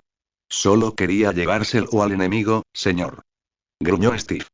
Lo único que hago es perseguir espías y saboteadores cuando sabemos quién está realmente detrás de todos los ataques. ¿Crees que no hay 1 millón de soldados marchando por el campo de desfiles todos los días con ganas de arremeter contra esos alemanes bastardos? Pero no lo hacen porque cumplen órdenes, Rogers. Apenas sacamos tu cadáver con vida, y casi no lo logramos porque te reportaron muerto 2 veces. ¿Qué?, dijo Steve sin aliento. Los británicos informaron que se había perdido en el mar tras el incidente en el Liberty. Los alemanes informaron que había muerto de nuevo tras el asalto al cuartel general, probablemente solo como táctica de propaganda. Sí. ¿Te das cuenta de lo difícil que fue para mí decírselo a tu madre? Le dijiste a mi madre que yo era, ¿qué esperabas que hiciera? El general parecía estar a la defensiva. Eras mi soldado y moriste bajo mi mando, si no es que seguías mis malditas órdenes. Señor, tiene que dejarme llamarla, no creo que sea buena idea, Roger, sí, dijo el general en voz más baja. Señor. ¿Qué pasó?, preguntó Steve, con la preocupación reflejada en su valiente voz. Lo peor, Roger, suspiró el general. Lo peor que podría pasar. La última vez que había estado en este cementerio había sido un día horrible, y este no era la excepción. La única diferencia era que ese día tenía a Sara para consolarlo. Este día, no tenía a nadie. Estaba de pie con su uniforme de gala de clase A, cubierto con una gabardina marrón, protegiéndolo de la lluvia torrencial. Estaba solo. Incluso se había perdido el funeral, y se preguntaba cómo se habría sentido Frank al respecto. Lo habían reportado muerto un martes, y su madre se había cortado las venas en la bañera el jueves. Su identidad como el Capitán América no había sido revelada, solo que estaba en una misión secreta. Ella no había estado preparada para la noticia, pensando que estaba a salvo en una compañía del cuartel general del ayudante general. Se preguntó qué pensaría Frank de él ahora. Era la única familia que le quedaba en el mundo, navegando con la flota del Pacífico. No había respondido a ninguna de sus cartas, pero eso no era inusual. Lo que Steve se preguntaba era si alguna vez las volvería a responder. Se culpaba por lo sucedido. Había sido su orgullo insensato, su fervor por actuar sin orden ni razón, lo que lo había llevado a esto. El número de Capitán América Comics donde aparecía su imagen golpeando a Hitler en la boca lo aferraba en su mano izquierda, y los colores empezaban a desteñirse. Sabía por qué había venido y sabía qué decir. Nada que pueda decir, nada que pueda hacer, puede arreglar esto. Nada los traerá de vuelta, dijo Steve al par de lápidas económicas que marcaban las tumbas de sus padres. Lo único que puedo prometer es que seguiré adelante. Prometo que un día podrán mirar hacia abajo y sentirse orgullosos de lo que su hijo ha hecho. Steve dejó el cómic entre las tumbas, odiando la imagen incluso mientras la miraba. Cualquiera que haya mirado alguna vez el cañón de un arma sabe que es como un ojo morado que te atrae. Steve no tenía idea de cómo había llegado a ese punto, pero se encontró mirando por el cañón de su revólver reglamentario y temblando, sabiendo lo que tenía que hacer y sintiéndose como un cobarde por no hacerlo. Esas malditas palabras todavía resonaban en su cabeza. Ese hombre era un cobarde. No importaba. Nada de eso importaba. Vestirse de payaso y perseguir a mafiosos y espías de poca monta no importaba. Habían reportado la muerte de Steve Rogers y eso tampoco importó. Le había costado la vida a su madre, pero por lo demás, el mundo seguía adelante sin él. Los políticos seguían jugando a sus juegos. Los empresarios seguían ganando dinero vendiéndoles a alemanes y japoneses, y Estados Unidos seguía prosperando sin él mientras el resto del mundo ardía. La vida se había convertido de repente en una carga mayor de la que incluso un supersoldado podía levantar, y el peso de la desesperación lo hundió hasta ese ojo morado en la punta del cañón del arma. Solo tenía que apretar el gatillo. Solo tenía que aplicar menos de medio kilo de fuerza con el dedo índice. Entonces todo había terminado. Entonces pudo verlos a todos de nuevo. El sudor le corría por la cara. Métetelo en la boca. La voz oscura dijo. Aprieta el gatillo y esparce tus sesos de supersoldado por toda la pared. No sentirás nada. Ni siquiera oirás cómo explota. Solo un pequeño gatillo y te hundirás en la oscuridad. Te esperamos aquí abajo, entra. Steve. La voz lo sacó de su mirada fatalmente fija en el cañón. De pie en la puerta, con la boca abierta como un pez fuera del agua, estaba James Buchanan Barnes. La mascota del campamento, demasiado joven para haber entrado en el ejército, pero lo suficientemente grande como para que su edad engañara a los oficiales de reclutamiento. Todos los soldados a su alrededor lo llamaban enano, pero él tenía su propio apodo, que solo usaba cuando estaban solos. Bucky, dijo Steve, y solo entonces se dio cuenta de que llevaba puesto su uniforme completo de Capitán América y excepto por la máscara. ¿Lo ves, Rachel? Preguntó Steve en voz baja. Nadie es perfecto. Nadie es demasiado bueno para alguien más. Nadie puede salir adelante sin un poco de ayuda de sus amigos. La vida es demasiado dura para eso. Ella no respondió. El Capitán América se levantó y caminó hacia la ventana, mirando la noche neoyorquina. Volvió a mirar a la mujer que yacía en coma y a las luces que aún ardían a esa hora. No había podido ayudar a Rachel. Ni siquiera había reconocido que había un problema. Había tantas luces ahí fuera. ¿Cuántos no podían dormir, atormentados por los demonios de sus vidas? ¿Cuántos veían los fantasmas de sus seres queridos cada vez que cerraban los ojos? ¿Cuántos sentían que toda esperanza en su vida se había desvanecido? ¿Cuántos sentían que no quedaba nada por lo que vivir? ¿A cuántos, esta noche, no podría ayudar? La noche no proporcionó respuestas. Ella odiaba a los medios de comunicación. Tras el escándalo electoral, el Capitán América es acusado y ella odiaba a los hipócritas. Y la nota de suicidio fue encontrada por los investigadores y ella odiaba las mentiras. y confesando más de 3 asesinatos en casos de alto perfil sin resolver, y ella odiaba el sensacionalismo. Y la naturaleza de su relación sexual permanece sin revelar, y ella odiaba la racionalización. Y no se sabe cómo una persona imbuida de tal grado de confianza pública pudo involucrarse en una relación sexual clandestina con un conocido criminal disfrazado que ha sido vinculado con la Sociedad de la Serpiente y el asesino terrorista conocido como Crossbones, y ella odiaba la arrogancia. El público estadounidense merece una explicación de este hombre que llevaría nuestra bandera y nos representaría en el escenario mundial, y ella odiaba la cobardía. El Capitán América fue visto entrando a la sala de emergencias, pero no hizo comentarios al respecto. Sobre todo, Bernie Rosenthal odiaba a Rachel Layton. Había pensado que la peor noche de su vida no podía ser seguida por el peor día de su vida, pero se equivocaba. Había creído que algo bueno había salido de ello. Se había atrevido a albergar la esperanza de que su reconciliación con Steve finalmente hubiera comenzado. Esa zorra de pelo berenjena lo había arruinado todo.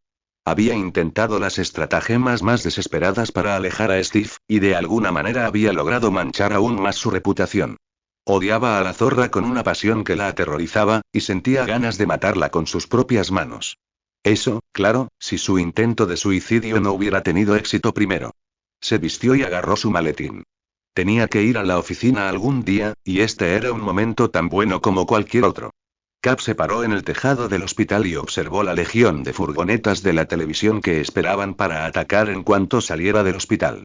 El estado de Rachel no había mejorado a medida que el sol se retiraba tras el horizonte, y no había garantía de que sobreviviera la noche.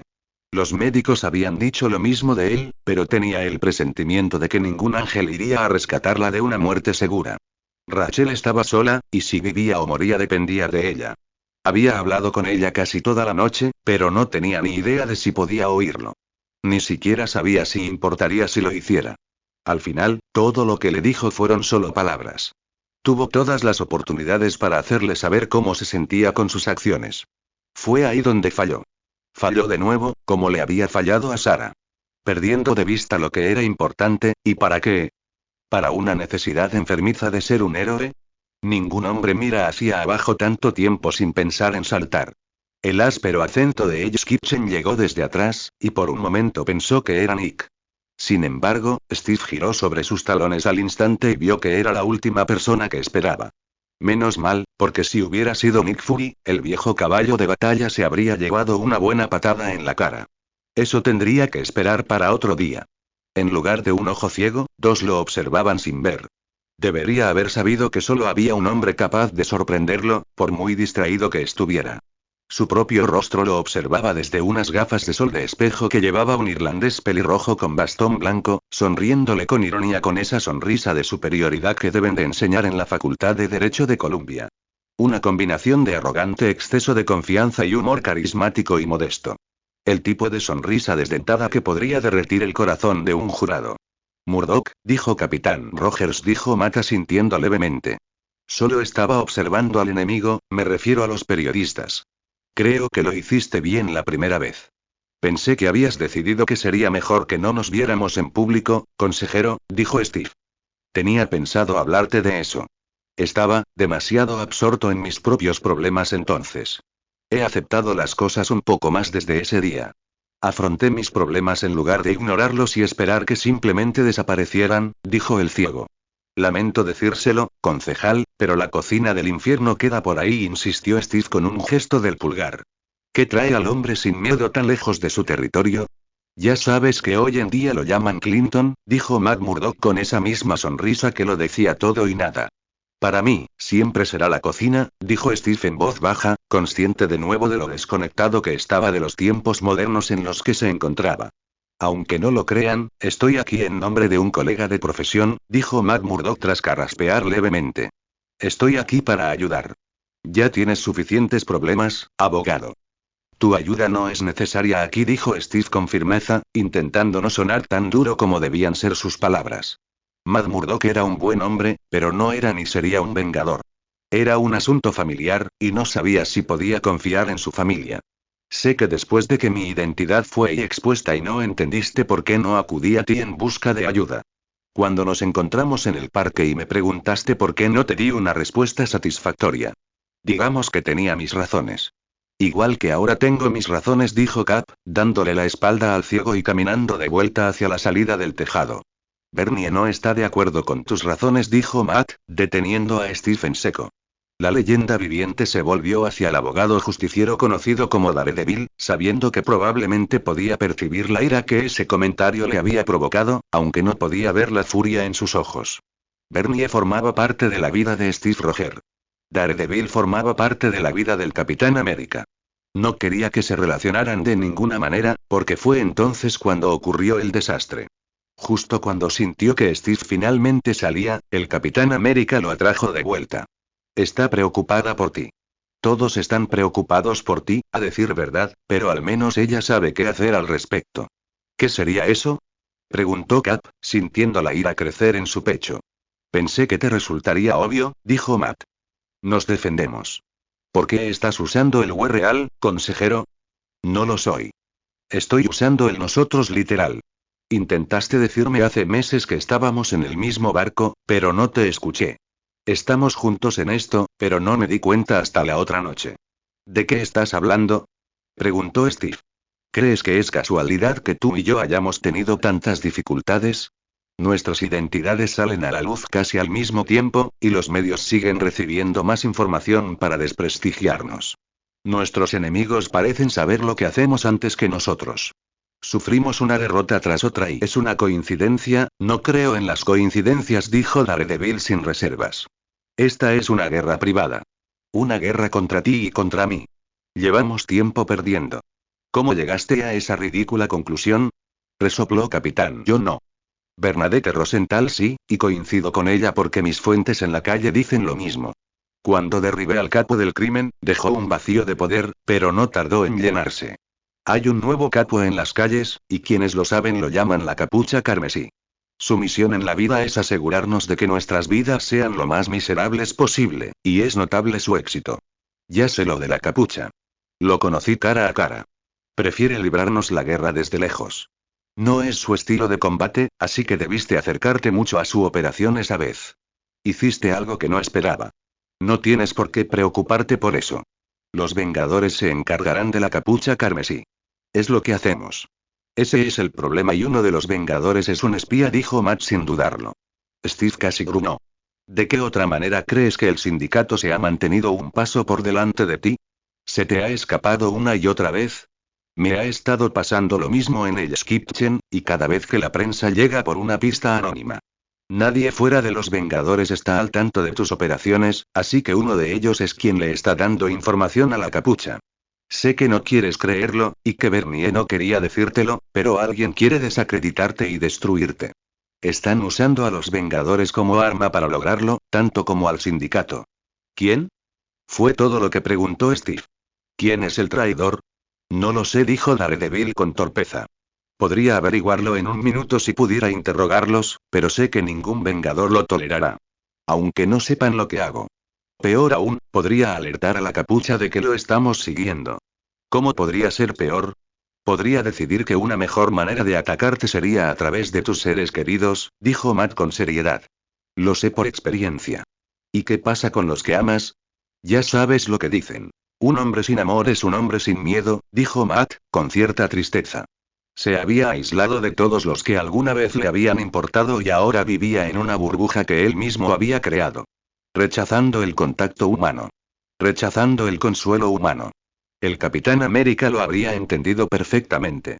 Intentaría matarme. Con el poder a su alcance, podría lograrlo.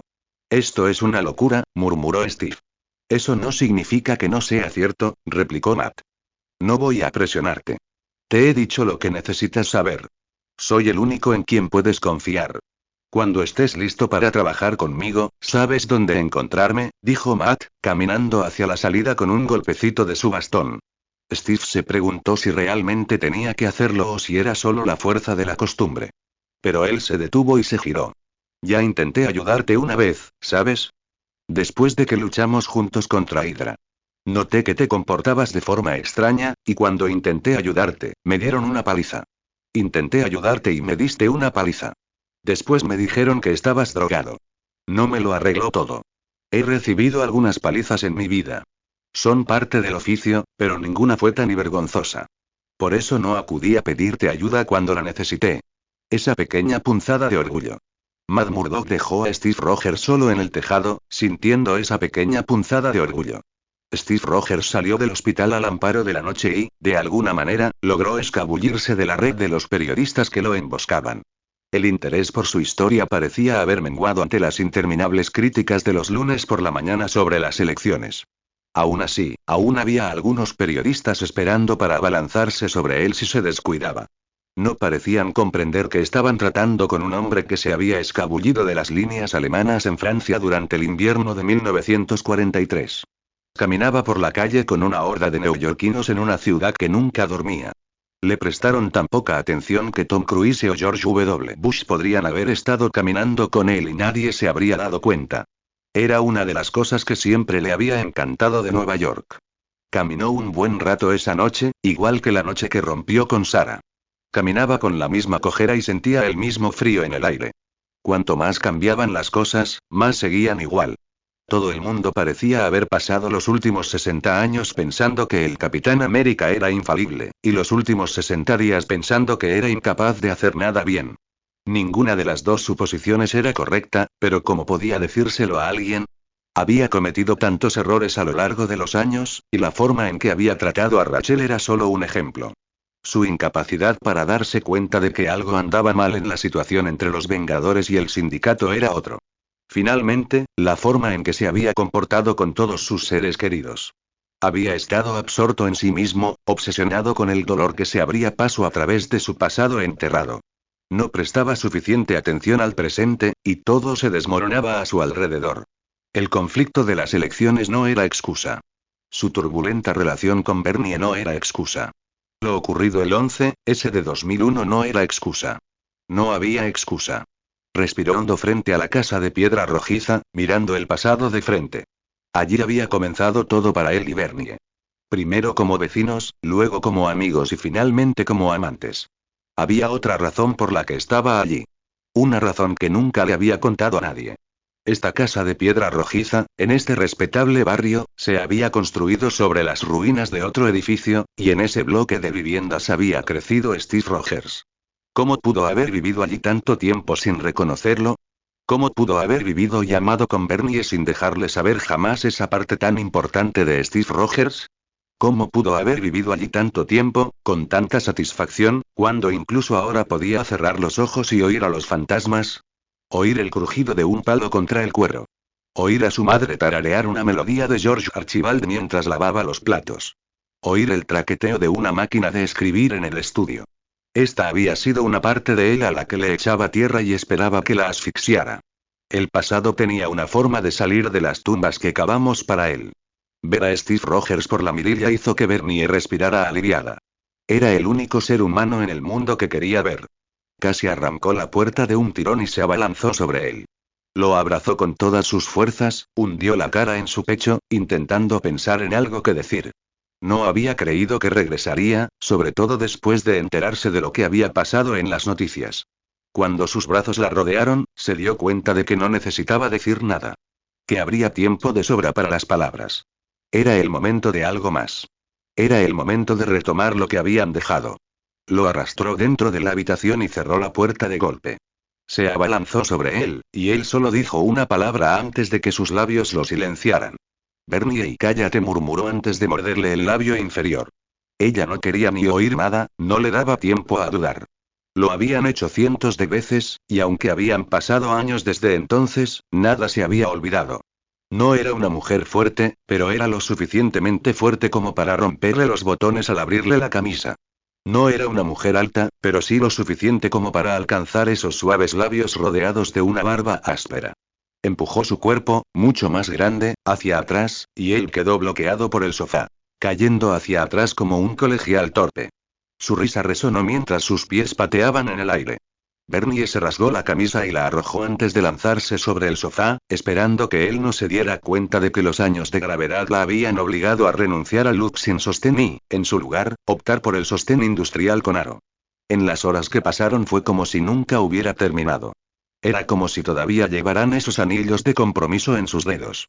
Como si todavía estuvieran discutiendo sobre el color del vestido de novia. Como si esas invitaciones solo estuvieran esperando una cita. Dentro y fuera. Arriba y abajo. Labios besándose. Aliento húmedo. Lenguas acariciantes bailando una alrededor de la otra, alrededor de otras regiones. Dos sombras bloqueando la luz de la ventana, proyectando una única silueta retorcida contra la pared de estuco blanco como una pantalla de cine. Perfume y loción para después del afeitado corriéndose juntos en las gotas de sudor que corrían por sus cuellos. Sus pechos estaban tan apretados que a ella le dolían por la presión, pezones sensibles como balas contra los músculos de él. Podía sentir sus latidos golpeando un latido juntos como la obertura de 1812. Sus uñas dejaron 7 líneas rojas en su espalda como la bandera estadounidense. Él la levantó desnuda y jadeante, llevándola a la cama, aunque solo fuera por el sentido de la propiedad. Steve siempre había sido tan fenomenal en esto, tan inflexible y, sin embargo, tan incontrolable una vez que ella atravesó ese muro de reserva y dignidad anticuadas. Sus manos eran tan fuertes que aferraron las de ella y las empujaron hacia abajo en el colchón, y ella se dejó conquistar. Tal como lo había conquistado a él. Se habían conquistado el uno al otro. Barreras que habían pasado años construyendo entre ellos cayendo como los muros de Jericó. Pasión, respeto, amor, calor, admiración, lujuria y orgullo, todo derramándose como un río de agua salada a través de un valle de chaparral reseco. No había problema, ni dolor, nada que sintieran que no pudieran superar. En ese momento único, se tenían el uno al otro. Eran el uno para el otro, y nadie más importaba.